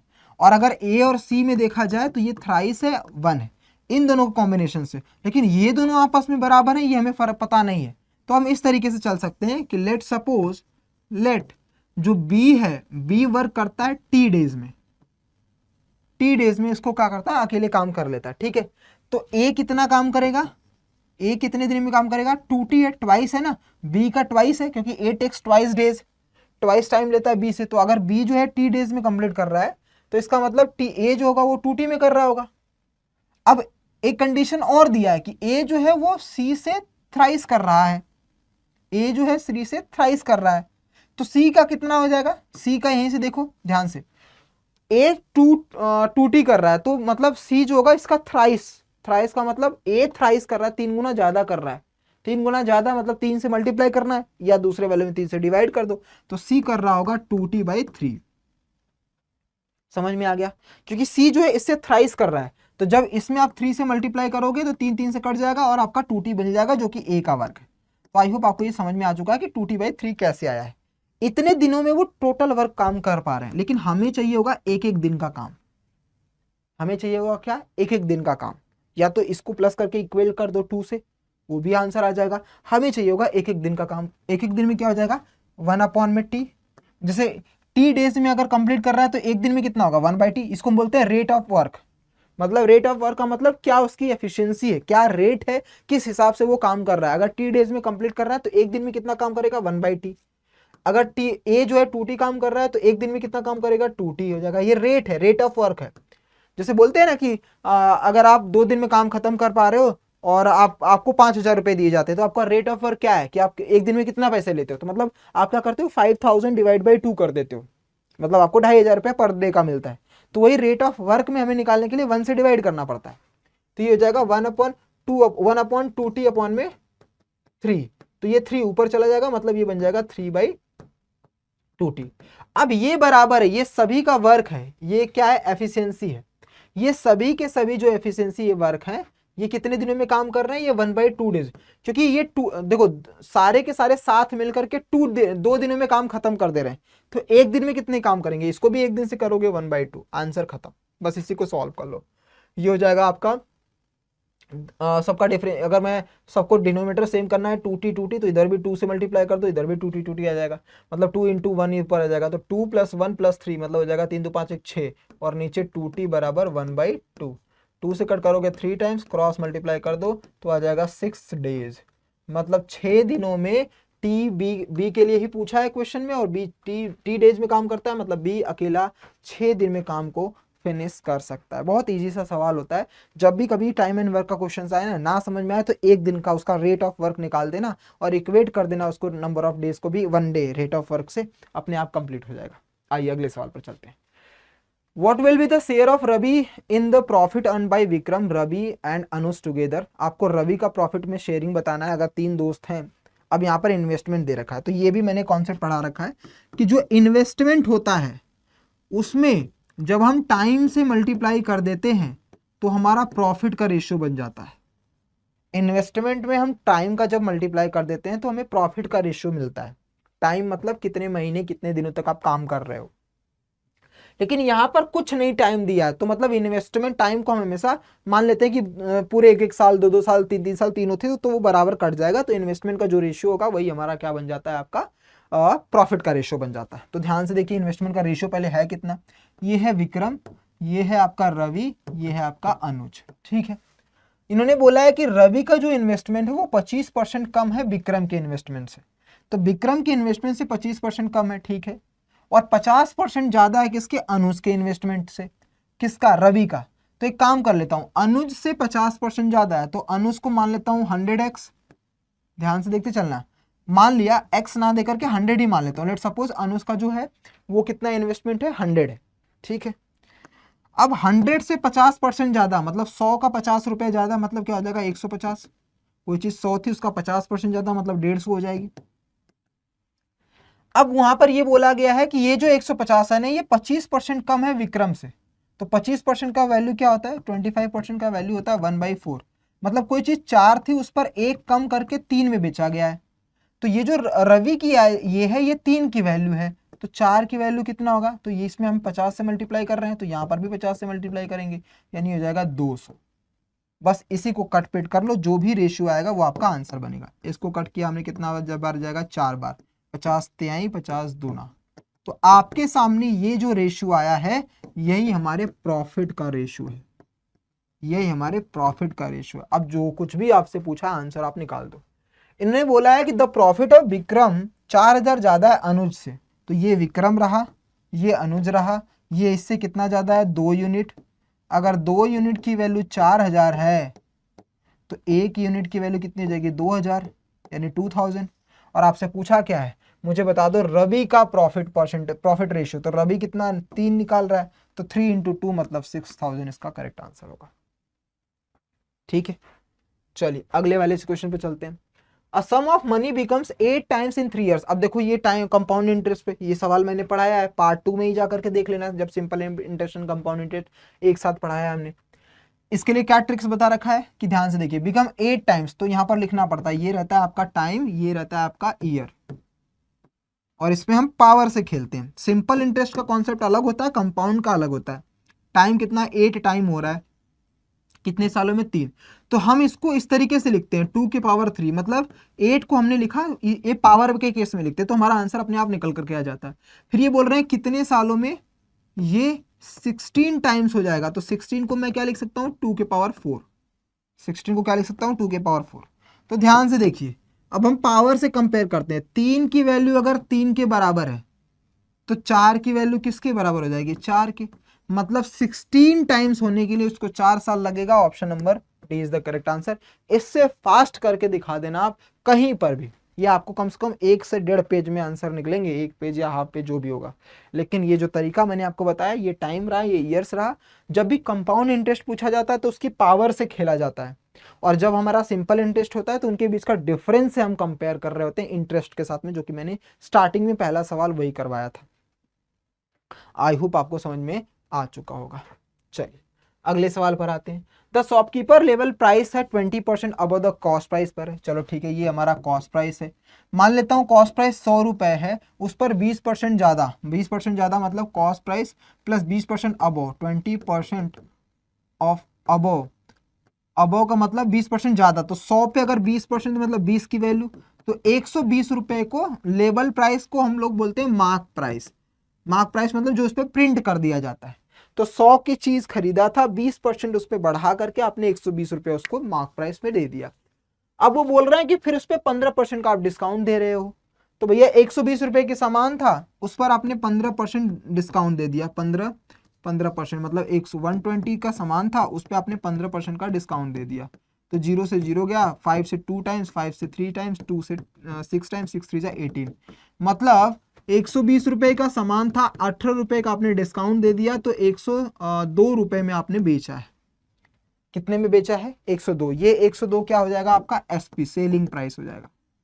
आगे बोलते हैं the shopkeeper charges 408 for watch, मतलब उसने सामने वाले से 408 रुपीज लिया, मतलब उतने में उसको बेचा होगा, लेकिन मेरे अकॉर्डिंगली 102 रुपए है। तो यानी ये जो 102 है, 102, 102 रुपए, ये किसके बराबर है? 408 के बराबर है। तो कितने का मल्टीप्लाई करा गया है? 4 का मल्टीप्लाई करा गया है। तो पूछा कॉस्ट प्राइस बता दो, और कॉस्ट प्राइस को हमने कितना माना है? 100। तो अगर एक की वैल्यू 4 है तो 4 की value 400। Option number B is the correct answer. मतलब 400 की चीज खरीद करके 408 में बेचा गया है। ठीक है, समझ में आ गया क्वेश्चन? बहुत इजी पीजी सवाल है। ये इजी पीजी तब लगेंगे जब आपके कॉन्सेप्ट क्लियर होंगे, जब आप डेली पढ़ाई कर रहे हो, डेली प्रैक्टिस कर रहे हो तब, वरना ये आपको अच्छे खासे टाइम टेकिंग क्वेश्चंस लगवा सकते हैं। एक इलेक्शन में 5 लाख वोटर्स ने पार्टिसिपेट किया। एक कैंडिडेट ने 2,55,000 मतलब 2,55,000 वोट्स जो है उसको मिलता है, और ये जो 2,55,000 है वो 60% टोटल वैलिड वोट्स के बराबर है। मतलब 60% ऑफ 2,50,000, मतलब ये जो 60% है ये किसके बराबर है? 2,50,000 के बराबर है। ये तो बोल रहा है कि ये जो एक कैंडिडेट को 2,55,000 जो वोट्स मिलता है, वो वोट जो मिलता है वो आपका 60% के बराबर है। तो 100% कितना होगा? उसको निकालने के लिए क्या करेंगे? एक काम करो, 10% निकाल दो, मतलब 6 से डिवाइड कर दो। तो 6 10 जा, 6 4 जा, 6 3 जा, 6 2 जा, 6 2 जा 12, 3 जाएगा 6 5 जा। तो 10% की वैल्यू 42,000 है, 500। तो 100% के लिए हम 10 से मल्टीप्लाई कर देंगे, तो इधर से भी कर दो, तो 4,25,000 ये हो जाएगा टोटल वैलिड वोट। ये कितने होंगे? Total valid vote. अच्छा, वैलिड वोट कैसे निकाला आपने? देखो ये जो 2,55,000 मिले हैं ये वैलिड हैं। कैसे पता चला? क्योंकि इन्होंने बोला ना 60% है वैलिड वोट के, तो इसका मतलब अगर ये 60% की वैल्यू है तो 100% की वैल्यू कितनी, मतलब टोटल वैलिड वोट कितने होंगे? तो हमने टोटल निकालने के लिए 100% निकाल दिया। वो कितने हैं? 4,25,000। ये टोटल वैलिड वोट्स हैं। बट हमसे पूछा क्या है? Percentage of invalid. तो कोई अगर टोटल वोट जो है वो 5 लाख पड़ रहा है, 4,25,000 अगर आपका क्या है? वैलिड है, तो इनवैलिड कितना होगा? 5 लाख माइनस 4,25,000 मतलब 75,000। तो जो आपका परसेंटेज पूछ रहा है, परसेंटेज ऑफ इनवैलिड यानी परसेंटेज इनवैलिड वोट का पूछ रहा है अगर, तो इनवैलिड वोट क्या हो जाएगा? कितना है? 75,000 है।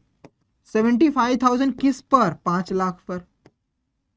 और उसका परसेंटेज निकालना है तो 100 से खत्म, 3 जीरो से 3 जीरो खत्म, 2 जीरो से 2 जीरो खत्म, 5 से कट करोगे 15 बार, यानी 15% आपका आंसर आ रहा है। Option number A is the correct answer. Simple सा इजी पीजी सवाल था, लेकिन इजी पीजी तभी लगेगा जब आपके कॉन्सेप्ट तगड़े होंगे। ठीक है, चलिए अगले सवाल पर आते हैं। देखिए क्या लिखा है, if the cost price of 10 article is equal to 7। ये सवाल भी मैंने प्रॉफिट एंड लॉस पे पढ़ाया है, जाकर के देखना कि 10 CP बराबर हो जाए किसके? 7 इंटू SP के, 7 ऑफ SP, SP ऑफ 7 दोनों बराबर है। तो CP अपॉन में SP का रेशियो क्या हो जाएगा? 7/10। अच्छा आप ध्यान से सोच करके बताइएगा कि सीपी अगर 7 है, एसपी अगर 10 है, मतलब 7 की चीज को 10 रुपए में बेचा जा रहा है, तो 3 रुपए का क्या मिल रहा होगा, प्रॉफिट। तो यहां से एक चीज तो कंफर्म हो गई कि गेन ही मिलेगा, लॉस वाला तो मिलेगा ही नहीं, क्योंकि 7 रुपए की चीज को 10 रुपए में बेच रहे हो तो 3 रुपए का प्रॉफिट हो रहा है, मतलब गेन हो रहा है। अब आपसे पूछ रहा है प्रॉफिट परसेंटेज बता दो, तो लॉस परसेंटेज हम बता ही नहीं पाएंगे क्योंकि लॉस तो हो ही नहीं रहा, तो प्रॉफिट परसेंटेज बताना है। तो उसके लिए होता है प्रॉफिट परसेंटेज के लिए हम बताते हैं प्रॉफिट अपॉन में सीपी इंटू 100, ये हमारा फॉर्मूला होता है। प्रॉफिट निकल कर क्या आया, 3 का, सीपी है 7 का इंटू 100। तो जब हम 3/7 को करते हैं तो एक 1/7 होता है 14.28, 14.28। तो 14.28 को मल्टीप्लाई करोगे 3 से तो ऑप्शन आ जाएगा, सिर्फ यही आ रहा है 42.86% का गेन। Option number B is the correct answer. बस इजी पीजी इतने ही सवाल है। लेकिन अगर आपको कॉन्सेप्ट नहीं पता, आपने वीडियो नहीं देखी, आपने प्रैक्टिस नहीं करा है, तो आप इससे भी तगड़े तगड़े मतलब इसमें फंस सकते हो, इन सवालों को आप जल्दी सॉल्व नहीं कर पाओगे। आइए इसको देखिए, कितना इजी सवाल है लेकिन दिमाग की ऐसी की तैसी कर देगा। एक आउटलेट है जो कोई आउटलेट है जो 3 घंटे में पूरी की पूरी पाइप, जो आउटलेट पाइप का मतलब होता है किसी टैंकर में, जैसे मान लीजिए हमने एक टैंक बनाया है, तो यहाँ से पानी भरा हुआ है पूरा, ठीक है। आउटलेट का मतलब ये पानी पूरा निकाल रहा है, तो इस पूरे टैंक को खाली करने में 3 घंटा लगा देता है, एक ही पाइप जो है 3 घंटे में खाली कर देता है। तो ये भाई साहब बोल रहे हैं कि नहीं, हमें 3 घंटा नहीं चाहिए, हमें बस इतना बता दो कि इसका 2/3 पार्ट अगर हम एम्प्टी करें, इस पूरे सिस्टम्स का 2/3 पार्ट, मतलब मान लेते हैं 3 पार्ट में डिवाइड हो रहा है, 1 पार्ट, 2 पार्ट और 3 पार्ट, मतलब ये 1 2 3 पार्ट में ये पूरा भरा हुआ है। तो 2/3 पार्ट खाली करना है, मतलब मुझे यहां से यहां तक का पार्ट पूरा खाली करना है। पूरा खाली में अगर 3 घंटा लग रहा है, देखो कितना इजी सवाल है, इसमें कुछ था ही नहीं, लॉजिकल क्वेश्चन है ये। ध्यान से देखो, फिर से समझा रहा हूं। मान लेता हूं एक सिस्टम है हमारा जो 3 पार्ट में बटा हुआ है, 1 2 3। अब इस पूरे को फिल करने में यहां तक भरा हुआ है पानी, ठीक है, इसमें नहीं भरा हुआ है।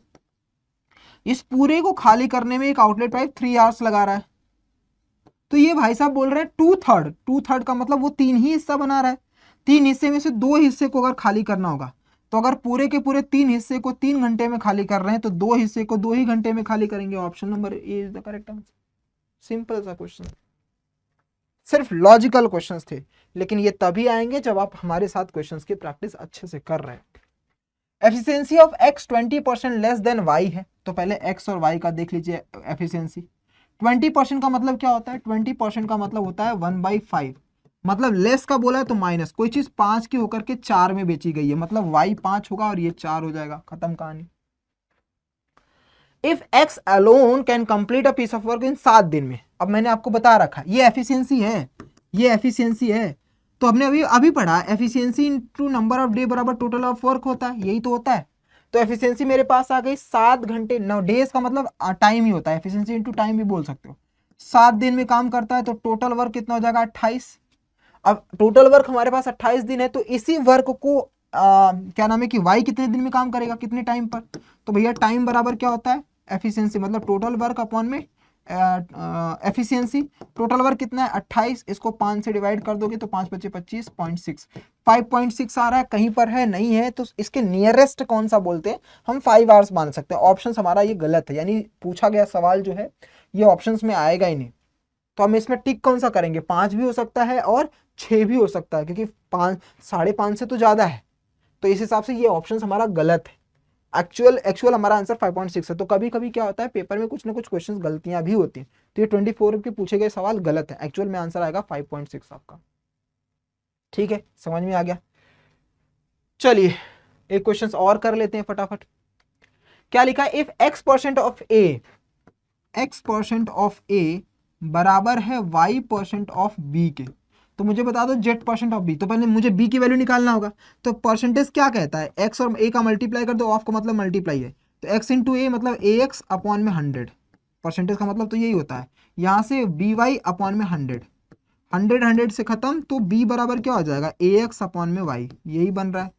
अब इस b की वैल्यू को यहाँ उठा करके दे दो, तो z% ऑफ b का मतलब क्या है, zb अपॉन में 100, यही तो हो रहा है। ठीक है, या ऐसा बोल सकते हैं zb परसेंटेज है, तो z के जगह b के जगह पर हम क्या लिख सकते हैं, z इंटू बी के जगह पर हम लिखेंगे ax अपॉन में y परसेंटेज।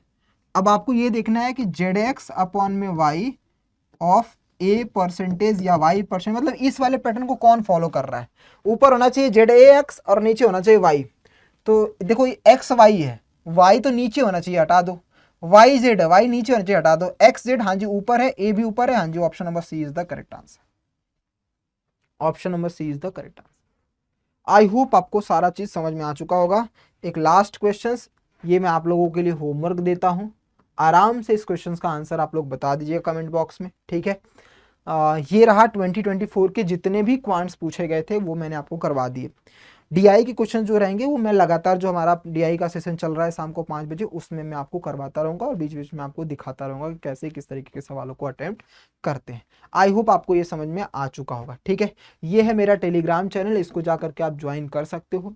यहाँ पर क्लासेस की पीडीएफ, क्लासेस की अपडेट सब कुछ दे दिया जाता है। ये है मेरा इंस्टाग्राम, आप इसको फॉलो कर सकते हैं। यहाँ पर फॉलो करते ही आप मुझसे कांटेक्ट कर सकते हैं, कोई भी दिक्कत कोई परेशानी होती है तो आप मुझसे कोई भी चीज़ पूछ सकते हैं, ठीक है। साथ के साथ अड्डा 24/7 का अगर आप ऐप डाउनलोड नहीं करा है तो कर लीजिए, क्योंकि वहाँ पर डेली क्विजेस मिलती हैं। सीयूटी पीजी वाले सेक्शन में जाकर के स्टडी मटेरियल में daily free of cost quizzes मिलते हैं जो आपकी प्रिपरेशन को और बूस्ट कर देंगे। ये हमारे 2 बैचेस चल रहे हैं। प्रतिष्ठा अल्टीमेट बैच हमारा स्टार्ट हो चुका है, इसकी 18 तारीख से क्लासेस आ रही हैं। तो जितने बच्चे लेना चाहते हैं ध्यान रखिएगा, कोड याद रखना है AK19। अगर ये लेते हो तो आपको मेरी मेंटरशिप फ्री में मिल जाएगी, और जो भी प्राइस होगा उस प्राइस को डाउन करके, ये अप्रॉक्स में भी फीस बढ़ चुका है, जा करके अभी मैं आपको दिखा देता हूँ दोनों का। ये महापैक है, दोनों में डिफरेंसेस क्या होते हैं, इसमें केवल 20 मॉक टेस्ट मिलते हैं, इसमें आपको 335 मॉक टेस्ट मिलते हैं। इसमें कोई बुक नहीं मिलती, इसमें आपको 19 ई बुक्स मिलते हैं जो आपकी प्रिपरेशन को और थोड़ा सा प्रैक्टिस करने के लिए हेल्प करेंगे। 19 ई बुक्स मिलते हैं। साथ में अगर AK19 का कोड अगर आप लगाते हो तो मेरी मेंटरशिप भी आपको फ्री ऑफ कॉस्ट मिलने वाली है इसमें, मेंटरशिप, जो कि इन दोनों में से कोई भी मिल जाएगी। अब ध्यान में ये रखिएगा कि दोनों का प्राइस बढ़ चुका है, बट अगर आपको लगता है कि नहीं सर कुछ पैसे और कम हो जाए तो अच्छी बात है, 1000-2000 का जितना मुझसे हो पाएगा डिस्काउंट, तो आप मुझसे कांटेक्ट कर लीजिएगा किस पर, kumar.anand।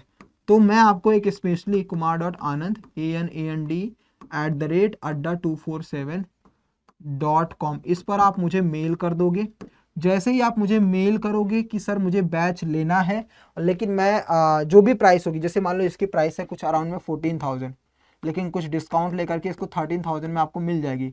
ये 13,000 में तब मिलेगी जब आप नॉर्मल कोड AK19 का लगा रहे हो। अभी प्राइस एक्चुअली बढ़ चुका है, लेकिन और चाहिए कि सर कुछ और डिस्काउंट मिल सकता है क्या, तो आप मुझे इस पर मेल कर दोगे पर्सनली, सो दैट मैं आपको पर्सनली लेकिन जेन्युइन रीजन पूछूंगा आपसे कि अगर आप थोड़ा बहुत डिस्काउंट नहीं, मतलब इतना नहीं पे कर पा रहे हो, तो मैं मेरे हैंड से कितना कर सकता हूँ, जितना भी 500-1000 में, ज़्यादा तो नहीं कर, ऐसा तो नहीं करूँगा कि 13,000 का जो है वो 2,000 में दिलवा दूँ, नहीं। मेरे एंड से जितना भी मेरे कोटे से जो मिलता है आप लोगों को, कि अगर कोई टीचर किसी बच्चे को रेफर कर रहा है तो मैनेजमेंट या कंपनी हमारी ये कहती है कि हम टीचर की वैल्यू समझते हैं, तो हम टीचर के हिसाब से भी जितना भी टीचर बोल देगा, मतलब उसकी एक लिमिट होती है, वो लिमिट मैं यहाँ पर नहीं बता सकता, उस लिमिट तक मैं आपको डिस्काउंट दिलवा पाऊंगा अपने एंड से। लेकिन मैं जेन्यून रीज़न जानने के बाद कि सर ऐसी ऐसी सिचुएशन है, मेरे पास इतना ही हो पा रहा है, सो आप मुझे मेल कर दीजिए। मैं प्रयास करूंगा कि मेरे पास से जितना भी डिस्काउंट दिलवा सकता हूँ, एक्स्ट्रा जो डिस्काउंट मिल रहा होगा इस कोड पर AK19 पर, वो तो मिल ही रहेगा, इससे थोड़ा और मैं कम करवाने का प्रयास कर लूंगा, लेकिन उसके लिए आपको मुझे मेल करना होगा, ठीक है। अब मैं दिखा देता हूँ आपको कहाँ पर मिल रहा है। अड्डा 24/7 जो है ऐप डाउनलोड कर लीजिए, या फिर वेबसाइट पर चले जाइएगा। आपको वेबसाइट पर जा करके यहाँ पर ऑल कोर्सेज में जाना होगा, यूजी पीजी एंट्रेंस एग्जाम में चले जाइए। उसके बाद यहाँ पर CUT PG आएगा, CUT PG MBA में चले जाएंगे। यहाँ पर अगर आप देखेंगे तो महापैक का आपको मिल रहा है 14,000 का, जिस पर 27% का ऑलरेडी, अगर थोड़ा बड़ा करके देखोगे तो देखो महापैक है 14,000, 14,000 के अप्रॉक्स में मिल रहा है, ठीक है। ये महापैक हमारा, जिसमें हर एक बैच, जितने भी बैच है, जैसे ये वाला जो बैच है हमारा, ये जो बैच है हमारा जो प्रतिष्ठा 2.0 जो चल रहा है, या फिर आगे चल करके जो हमारा अल्टीमेट बैच आएगा, वो सब कुछ बैच आपको फ्री ऑफ कॉस्ट मिल जाएगा। ये जो मॉक टेस्ट है ये फ्री मिलेंगे। उसके बाद ये जो हमारा क्या नाम है कि सारी बुक्स वगैरह 19 ई बुक्स हैं, मतलब जो भी है सब कुछ आपको फ्री ऑफ कॉस्ट मिलने वाली है इस महापैक में, ठीक है। तो इस महापैक में अगर आप देखोगे तो 14,000 है, लेकिन अगर आप कोड अप्लाई करते हो, कोड कौन सा अप्लाई करोगे दिखाता हूँ मैं। तो यहाँ पर जैसे कोड लगा हुआ है ऑलरेडी, लेकिन ये 14,000 का अप्रॉक्स में लग रहा है, लेकिन अगर आप कोड अप्लाई करते हो यहाँ पर AK19, तो AK19 का कोड अप्लाई करते ही ये प्राइस आपको 13,423 में मिल जाएगी, प्राइस बढ़ चुकी है। लेकिन अगर आपको लगता है तो मैं इसमें एटलीस्ट कम से कम जो भी मेरे पास होगा 1000-2000 वो मैं और डिस्काउंट करवा दूंगा। देखो AK19 का कोड लगाने के बावजूद भी आपको मिल रहा है सिर्फ 13,400 के अप्रॉक्स में। लेकिन मैं, अगर आप मुझे मेल करते हो कि सर मैं इतना नहीं दे पाऊंगा, मेरे पास कुछ ही अमाउंट है, तो मैं 1000-1500 का जो भी मेरे साथ बन सकता है मैं अपनी तरफ से जो भी मेरे कोटे में आता है फैकल्टी की तरफ से टीम हमें जो देती है वो और हम करवा देंगे। एक स्पेशल कोड आपके लिए बनवाएंगे जो इस पर आपको डिस्काउंट और दिलवा देंगे। देखो चैंपियंस, मेरा मकसद ये है कि किसी भी एक बच्चे का जो है वो पढ़ाई पैसे की वजह से ना रुकने पाए। तो जितना मेरे से बन सकता है उतना मैं आपको डिस्काउंट बताता हूँ। ऐसा ओपनली कोई नहीं बताता कि हम फैकल्टीज को भी कुछ एक्स्ट्रा अमाउंट के लिए, कि अगर कोई बच्चा ऐसा है जिसको बोलता है कि मान लीजिए कोई 2000 का बैच है, अब वो बच्चा बोल रहा है सर मेरे पास 2000 नहीं है, मेरे पास 500 ही है या 1000 है, तो हम कंपनी को ये तो नहीं बोल सकते आप इसको फ्री कर दो। क्योंकि हम अगर रिक्वेस्ट भी करेंगे तो कंपनी बोलेगी कि सर हम कंपनी चलाएंगे कैसे। तो आपको भी ये पता, आप ग्रेजुएट पर्सन हो, ग्रेजुएशन कर रहे हो या ग्रेजुएशन कर चुके हो, तो आपको भी ये पता है चैंपियंस कि किसी भी कंपनी को रन करने के लिए उसको भी पैसे की नीड होती है। सो हम ऐसा तो नहीं कर सकते कि हम जीरो में कर सकते हैं, लेकिन हाँ थोड़ी बहुत हेल्प कर सकते हैं कि आपके जो बर्डन है आप पर, उस पर थोड़ा और कम कर दिया जाता है। तो ये हमारी कंपनी ऑलरेडी आपको ऐसा इनपुट देती है। तो आपको कुछ भी डाउट रहे, कुछ भी परेशान रहे, आप मुझे इस पर मेल कर दीजिएगा, मैं आपको इस महापैक में इनरोल करवा दूंगा। और महापैक लेने का फायदा है कि जितने भी बैचेस आते रहेंगे या चले गए, जो आपसे पहले, जो अभी आप आ रहे हो इससे पहले जितने भी बैच चलेंगे, सबका रिकॉर्डिंग वीडियो और आगे आने वाले जितने भी बैच हैं सब आपको फ्री ऑफ कॉस्ट दे दिए जाते हैं। ठीक है, सो ये रहा आज का हमारा टॉपिक जो होता है वो फिनिश होता है क्वांट का। अगली वीडियो में आपको 2024 के LR भी आपको प्रोवाइड करवा दूंगा। और क्वांट DI वाला जो सेशन रहेगा, DI में 2 ही 3 क्वेश्चन पूछते हैं, तो वो मैं जो DI हर फ्राइडे को 5 बजे लेकर के आता हूँ उसमें मैं आपको करवा दूंगा। ठीक है, चलिए मिलते हैं नेक्स्ट क्लास में। जय हिंद चैंपियंस। चलिए स्टार्ट करते हैं PYQs 2024 के जो रीजनिंग वाले सेक्शन है उनके क्वेश्चंस को देखते हुए कि कहाँ पर कौन सा क्वेश्चन किस तरीके से आया और किस तरीके से आप यूटिलाइज कर सकते हो। अगर आप रेगुलर हो, दैट मीन्स अगर आप UIT विश्वास सीरीज फॉलो कर रहे हो, दैट मीन्स ये सवालों को आप आराम से उड़ा सकोगे क्योंकि इनसे अच्छे अच्छे लेवल के सवाल करके ऑलरेडी खत्म कर चुके हैं। चलिए, सबसे पहला क्वेश्चन आपके सामने आ चुका है रैंकिंग बेस्ड क्वेश्चन पर। जब भी रैंकिंग बेस्ड आता है तो बहुत ईजी होता है, बस आपको उसके टोटल वैल्यू के बारे में पता करना होता है। आइए सवालों को देखते हैं, बिना किसी देरी के सारे सवालों को निपटाने का प्रयास करेंगे। एक रो है जहां पर अंकित 7 फ्रॉम द लेफ्ट है। ठीक है, मान लेता हूं यहाँ से अंकित जो स्टार्ट होता है बैठते, ये हमारा लेफ्ट है, यहाँ से वो 7th, यहाँ पर जो पोजीशन आ रहा है वो 7th प्लेस पर है। ठीक है, ये अंकित का प्लेस है।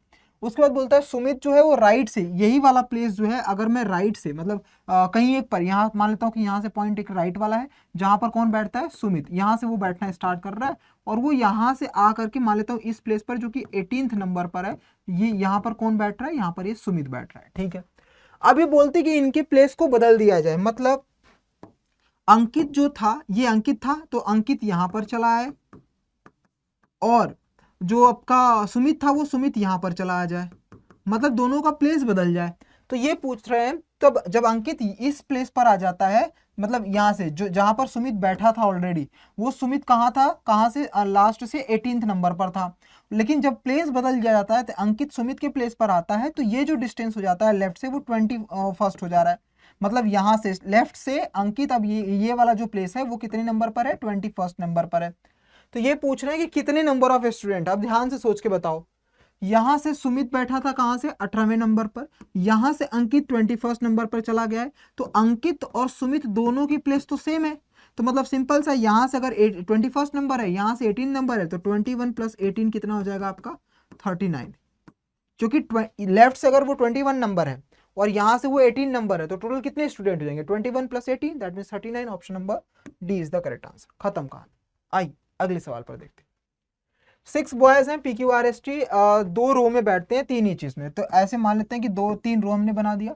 अब ये फिक्स्ड नहीं है कि कौन ऊपर बैठ रहा है कौन नीचे, तो इसलिए हम लोग क्या करते हैं, 2 प्लेस बना करके चलते हैं। ठीक है, इन्होंने बोला है, अब ये भी नहीं बोल रहे हैं कौन साउथ देख रहा है कौन नॉर्थ देख रहा है कौन ईस्ट कौन वेस्ट, कोई डायरेक्शन नहीं बोला है, कोई बात नहीं। T is not any and, इन्होंने बोला है टी कहीं पर भी नहीं बैठता। ठीक है भैया, हम बता सकते हैं कि कहीं टी मतलब यहाँ पर भी नहीं, यहाँ पर भी नहीं, यहाँ पर भी नहीं, यहाँ पर भी नहीं, यहाँ पर भी नहीं। ठीक है, 2 ऑप्शंस लेकर के हम चलते हैं, दोनों में से कोई भी हो सकता है। फिर बोलते हैं कि एस जो है वो सेकंड लेफ्ट है जेड के, तो सेकंड लेफ्ट का मतलब एक प्लेस छोड़ करके लेफ्ट में, इस तरीके से हम लोग जो जैसा प्रैक्टिकल सीख चुके हैं। R is the neighbour of T, अब आर जो है वो टी के साथ में बैठता है, तो हम इस तरीके से दिखा सकते हैं कि ये दोनों आसपास बैठे हुए, और अपोजिट डायगोनली एस के अपोजिट है, मतलब जहां कहीं भी एस बैठेगा उसके अपोजिट कौन बैठता है, आर बैठता है। अच्छा तुम जरा ध्यान से सोच के बताना कि जो ये इस वाले में अगर हम फोकस करेंगे तो फोकस करने पर ये पता चल रहा है कि यहाँ पर टी चारों में से कहीं नहीं बैठ रहा है, तो टी कहाँ बन सकता है, या तो बैठ सकता है ऊपर या तो फिर नीचे। इसीलिए मैंने दो ऑप्शंस लेकर चले कि ऊपर बैठा तो क्यों ऊपर, लेकिन बैठेगा तो बीच में ही, पक्का पता है। हाँ जी पक्का पता है। चलो ये दोनों पॉइंट्स में टी दिखा दिया। अपोजिट टू एस है, ठीक है, वो देख लेंगे आगे। क्यू नेबर है जेड का। अब जेड देखो ध्यान से, यहाँ पर क्या लिखा है, एस सेकंड लेफ्ट है जेड का, तो यहाँ पर जेड है, ठीक है, ये क्यू नहीं है, सॉरी। एस सेकंड लेफ्ट है किसका, जेड का, वो हमने जेड कर दिया। क्यू नेबर है जेड का, तो तुम मुझे बताओ जब तीन ही लोग बैठते हैं एक जगह पर, तीन यहाँ बैठेंगे तीन यहाँ बैठेंगे, तो पक्का पता है कि क्यू यहीं पर आएगा, कंफर्म पता है क्यू यहीं पर आएगा।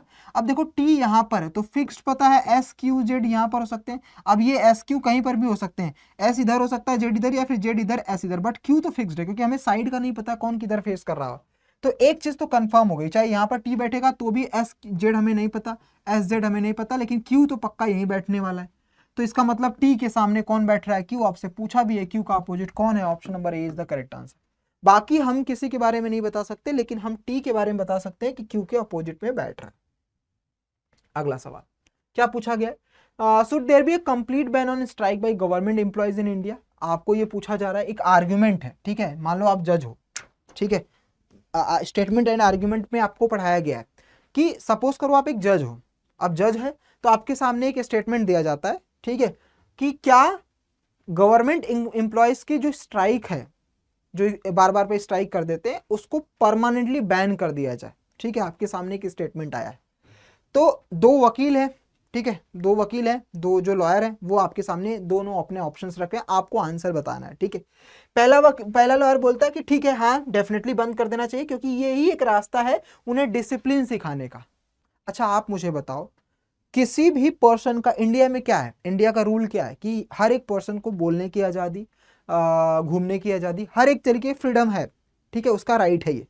तो आप अगर उसका परमानेंटली बैन कर दोगे, कोई भी इंप्लॉइज हो जाए, तो वो तो बेचारा बेकार हो जाएगा क्योंकि वो अपने राइट के लिए क्वेश्चन ही नहीं उठा पाएगा, स्ट्राइक ही नहीं कर पाएगा।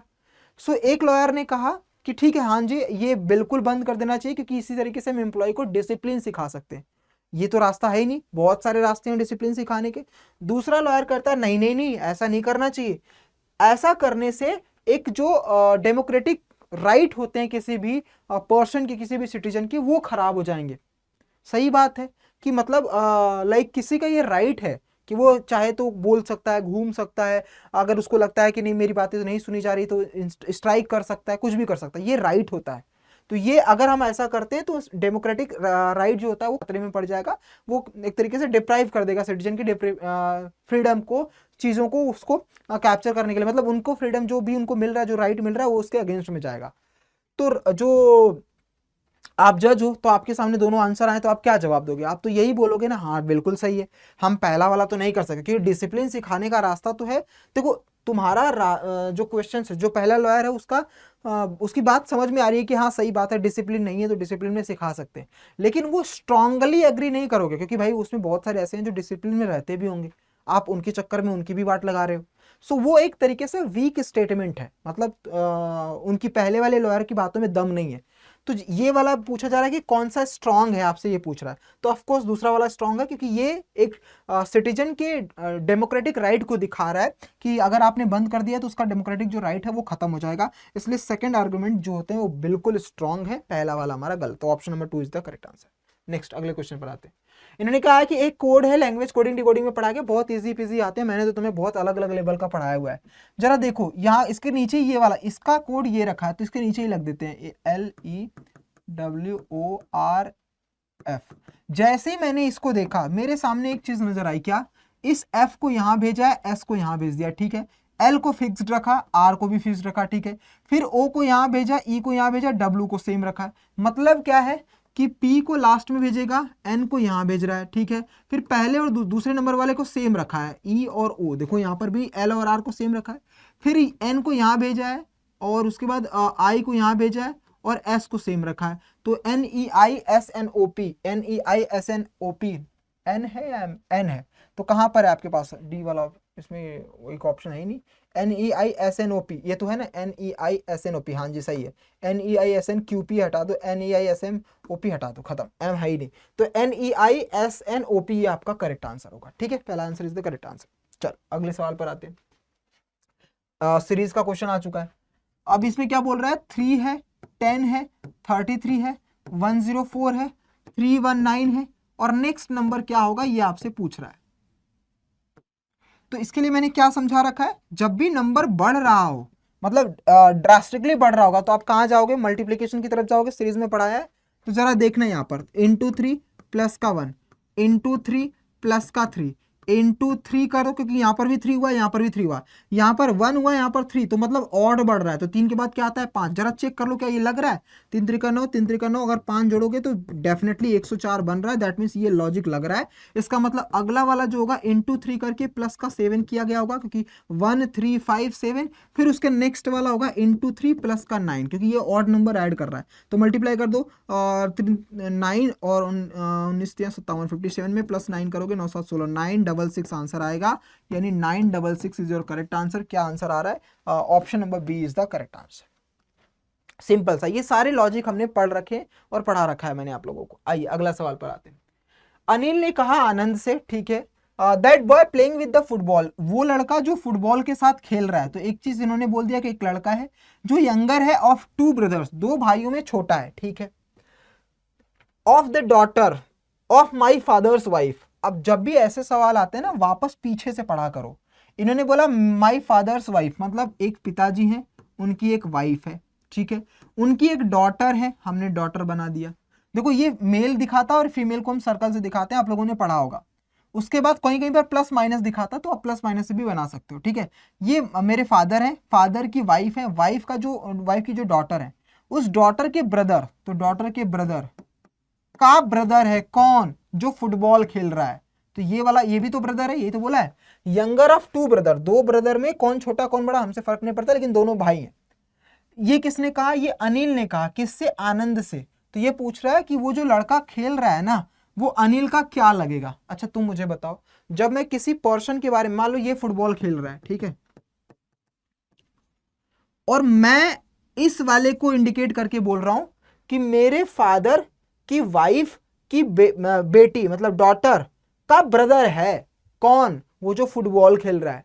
तो इसका मतलब क्या है, वो जो 2 भाई होंगे वो आपस में भी तो ब्रदर होंगे, इसीलिए जो अनिल जो होगा वो अपने ही भाई को बता रहा है कि वो मेरा छोटा भाई है। That means option number B is the correct answer. बहुत इजी पीजी ऐसे सारे सवाल मैंने अपने विश्वास सीरीज में जो टॉपिक वाइज आप पढ़ोगे जाकर के देख लेना, वहां पर आप डेली जो शाम को क्लास 5 बजे चलती है वो आराम से आप पढ़ सकते हो। अगले बहुत कम से, इसमें 12-15 सवाल ही पूछे गए थे, एक सवाल 2-3 बार रिपीट किया गया था, तो मैंने उन सवालों को रिपीट नहीं करेंगे, क्योंकि वैरायटी आपको पता है, क्वेश्चंस आप उड़ा सकते हो। एक आध सवाल बस मैंने छोड़े, बिकॉज जैसे कोडिंग के एक ही पैटर्न पर 2 सवाल दे रखा था, तो मैंने एक ही सवाल लाया हूं ताकि दूसरा सवाल आप आराम से प्रैक्टिस कर लो और आपको यूजुअली मिल जाएगा चीजें, ठीक है। आइए देखते हैं इस सवाल को, देखते हैं। इन्होंने बोला है ये जो, अब ऐसे इंडिकेशन ब्लड रिलेशन में क्या है कि मैंने पढ़ा रखा है कि जब प्लस हो तो हस्बैंड दिखाएगा, ये डिवाइड का साइन हो तो सिस्टर होंगे, और ये स्टार का साइन होगा तो सन होगा, ठीक है। अब ये पूछ रहे हैं पी बताओ, पी डॉटर है, कौन से वाले ऑप्शंस में पी जो होगा वो क्यू की डॉटर बनेगी, ठीक है, ये आपको बताना है। तो इसके लिए हमें क्या करना होगा, 1 बाय 1 हर एक क्वेश्चन को चेक करना होगा। यहाँ पर क्या लिखा है, पी, पी के बीच में ये दे रखा है स्लैश, मतलब ये डैश डिवाइड का, तो यहाँ पर डैश का मतलब होता है सिस्टर, तो हम बताएंगे पी जो है वो किसका है, सिस्टर है, किसकी, एस के, यहाँ पर हमने दिखा दिया। फिर एस के बाद में ये स्टार है, स्टार दिखाता है सन को, तो एस जो हो जाएगा वो किसका हो जाएगा, सन का। अच्छा तुम मुझे बताओ ध्यान से, अगर एस जो है, पी जो है एस की सिस्टर है, ये ब्रदर हो गया, और एस जो है वो सन है क्यू का, तो डेफिनेटली होगा पी की डॉटर हो जाएगी, क्योंकि ये दोनों भाई बहन है, और एक भाई है एक सन है, तो दूसरी तो पक्का डॉटर हो जाएगी, तो क्यू का daughter, option number A is the correct answer. खत्म, पहला ही ऑप्शन। ऐसे भी टिक करके तुम निकल जाओगे, हर एक सवाल को चेक कर सकते हो आप। यहाँ देखते, अखिल स्टार्ट वॉकिंग टुवर्ड साउथ, यहाँ पर साउथ, इसीलिए मैं वीडियो रिकॉर्ड करके आपको ये दे रहा हूँ, सो दैट आप टाइम वेस्ट मत करो, क्वेश्चंस को पॉज करो, खुद से सॉल्व करने का प्रयास करो, ठीक है, ताकि अगर नहीं समझ में आ रहा तो तुरंत उसका आंसर देख लो। ज्यादा टाइम इसी सवाल को मैं 7-8 सवाल को 1 घंटे में भी आपको दे सकता था, क्यों दूं भाई, जब आप रिकॉर्डेड देख रहे हो तो इससे अच्छा है कि पहले क्वेश्चन जो आ रहे हैं उसको पॉज करो, खुद सॉल्व करो, उसके बाद सॉल्यूशन देख लो, इसलिए मैं ऑन द स्पॉट आपको आंसर बता रहा हूँ। अखिल स्टार्ट वॉकिंग टुवर्ड साउथ, मान लेते हैं कि अखिल साउथ की तरफ चल रहा है, 20 किलोमीटर चलने के बाद, ठीक है, वो वापस नॉर्थ की तरफ मुड़ जाता है, मतलब ऐसे चल रहा था वापस से मुड़ करके इधर चलने लगा, मतलब जिस रास्ते पर चल रहा था उसी रास्ते पर वापस मुड़ के चलने लगा, वापस मतलब ऊपर की तरफ चलने लगा, ठीक है। पहले यहां से यहां तक का डिस्टेंस कितना था, 20 था, ठीक है। उसके बाद वापस ये कितना चला 25। तो अगर मैं यहाँ से वापस आकर के वापस जाएगा, मतलब यहाँ से आकर के वापस जा रहा है तो पहले 20 चलेगा, फिर थोड़ा ही ऊपर जाएगा मतलब 5 चलेगा, तो भी तो टोटल 25 हो जाएगा। हाँ जी। फिर ईस्ट में चलता है 10 मीटर, चलो भैया। उसके बाद टर्न साउथ की तरफ चलता है 5, तो यहाँ पर आ जाएगा 5। अब वो पूछता है कि स्टार्टिंग पॉइंट, क्योंकि स्टार्ट तो यहीं से करा होगा, पहले नीचे चला था फिर वापस से ऊपर गया, तो स्टार्टिंग पॉइंट से वो कितना दूर है और किस डायरेक्शन में है। तो देखो जितना ये 10 है वही 10 है, और ये डायरेक्शन तो हमेशा ईस्ट की होती है, तो 10 metre east is the correct answer. खत्म। अगला सवाल, which option is the correct mirror image of. Mirror image में मैंने क्या बताया था, जब भी मिरर इमेज बने आप इस तरीके से उसके सामने वाला बना दोगे, मैंने पढ़ा रखा है। अब इसको फोल्ड करना है, इसको फोल्ड करोगे, जरा सोचो जरा से, मतलब ये पेज है, इसको आपने फोल्ड करा इधर, तो जैसे ही आप ये फोल्ड करोगे तो ये वाला पोर्शन जो होगा उसका एंगल चेंज हो जाएगा। मतलब ये प्लेस सेम रहते हैं, मतलब ऊपर है तो ऊपर ही रहेगा। देखो ये क्या नाम है, ऊपर है लेकिन इसका साइन चेंज हो गया ना, ये थोड़ी होगा। ये एग्जैक्टली ऊपर दिख रहा है तो ये भी नहीं होगा। अब ये नीचे थोड़ी आ जाएगा, तो ऑप्शन नंबर यही करेक्ट हो जाएगा। सिंपल सा, फिर से एक बार देखो, फिर से देखो एक पॉइंट्स पर, इसको पकड़ो। मिरर इमेज में क्या होता है, प्लेस फिक्स्ड रहती है, बस वो राइट का लेफ्ट हो जाएगा, लेफ्ट का राइट, मतलब अगर इस फेस में देख रहा है तो उधर, अगर इधर ईस्ट देख रहा है तो उधर जाकर के वेस्ट देखेगा, बट पोजीशन उनकी फिक्स रहती है। ऐसा नहीं कि नीचे आ जाएंगे। तो पहले नीचे वाले को हटा दो, देखो ये नीचे जा रहा है, हटा दो। ये ऊपर है बट सेम डायरेक्शन में, बट चेंज तो होगा, तो ये भी हटा दो। ये तो नीचे आ गया, हटा दो। तो सिंपल सा ऊपर ही रहेगा, मतलब ये जो ऊपर तक जा रहा है तो ये इस तरीके से जाएगा, ये नीचे की इस तरीके से आ रहे हैं तो ये इधर से आएंगे, ये ऐसे जा रहा है तो ये इधर चलाएगा। Option number B is the correct answer. बाकी सब कॉन्सेप्ट मैंने ऑलरेडी आप लोगों को पढ़ा रखे हैं। This is the last question for your information, मतलब 15-20 मिनट में आप, मतलब ये रीजनिंग वाला पार्ट होगा, क्योंकि ये वीडियो आपको मर्ज मिलेगी जिसमें आपके क्वांट, एलआर और इंग्लिश सबके एक ही कंप्लीट वीडियो जाने वाली है, ठीक है। एक कंप्लीट पेपर है, तो सो दैट आप आराम से 2-3 घंटे में थोड़ी खत्म करोगे। आंसर आपको पता होना चाहिए। आइए इस सवाल का जवाब है। देखिए आपके सामने जो क्वेश्चन दिए जाएंगे ना, वो ये वाला चीज स्टेटमेंट में दिया रहेगा, ठीक है। उस स्टेटमेंट को पहले आपको ये बनाना होगा, उसके बाद इन सवालों का जवाब देना होगा। इसको बोलते हैं इनइक्वालिटीज, ठीक है। अब देखते हैं जरा इन्होंने क्या बोला। ये आपके पास स्टेटमेंट है और ये कंक्लूजन है कि कौन सा इसमें ट्रू होगा कौन सा फॉल्स होगा। तो जरा इनसे, इस वाले स्टेटमेंट को इनकी हेल्प से हम पहले उसको डिकोड करते हैं, फिर आंसर बताएंगे। आइए क्या बोला है, एच स्टार डी। तो स्टार डी के लिए, स्टार के लिए क्या बोला है, स्टार बोला है greater than or equals to, H is greater than or equals to किससे है, डी से है। फिर डी हैशटैग आर है, हैशटैग के लिए क्या है, ग्रेटर देन, तो डी हैशटैग हो जाएगा किससे, आर से। फिर आर एट द रेट है, एट द रेट के लिए lesser than or equals to किससे हो जाएगा, एल से। तो ये हमने पूरा डिकोड कर लिया है, इससे हमने ये पूरा का पूरा डिकोड कर लिया है। अब आपके सामने कंक्लूजन है कि कौन सा आंसर बताना, तो सबसे पहले कंक्लूजन को भी डिकोड कर लो। एट द रेट दिखाता है L is lesser than or equals to H, और ये वाला दिखाता है हैशटैग है तो S is greater than R. अब इन दोनों को इससे कंपेयर करके बताओ कौन सा आंसर सही है। तो इसके लिए वही तरीका सिखा रखा है, गेट से ओपन करो, कौन सा एंट्री हो सकता है कौन सा एग्जिट नहीं, जहां पर रास्ते बंद हो गए आंसर खत्म। ये भाई साहब बोल रहा है एच से एल की तरफ जाया जा सकता है, तो एच से एल की तरफ चलो। यहां से आपने गाड़ी स्टार्ट करी, आर की तरफ गए, आर से जैसे ही एल की तरफ जाओगे ये बोलेगा भाई रास्ता बंद है, काम खत्म, तो पहला वाला हटा दो। यहां देखो एच से आर की तरफ जाना है, तो यहां से आपने गाड़ी स्टार्ट करी, एच से आर जा रहे हो, हाँ जी जा रहे हो, खत्म कहानी। Option number second is the correct answer, only second is true, first वाला फॉल्स है हमारा, ठीक है। ठीक है चैंपियंस, तो ऐसे बहुत सारे सवाल होते हैं, इस पर भी 2 सवाल था, तो मैंने डिकोड करके ये सारी चीज लिख लिया है। पेपर आपको मिल जाएगा, गूगल पर भी आराम से मिल जाएगा, उस पेपर को आप बाकी क्वेश्चंस को सॉल्व कर सकते हैं, ठीक है। सो ये इतने ही सारे क्वेश्चंस जो थे वो आपसे पूछे गए थे आपके रीजनिंग में 2024 के पेपर में। क्वांट ऑलरेडी आपने कर लिया है, इंग्लिश भी आपको मिल ही गया है। मिलते हैं नेक्स्ट पेपर में, तब तक के लिए ख्याल रखिए अपना, अपने पेरेंट्स का भी। जय हिंद चैंपियंस।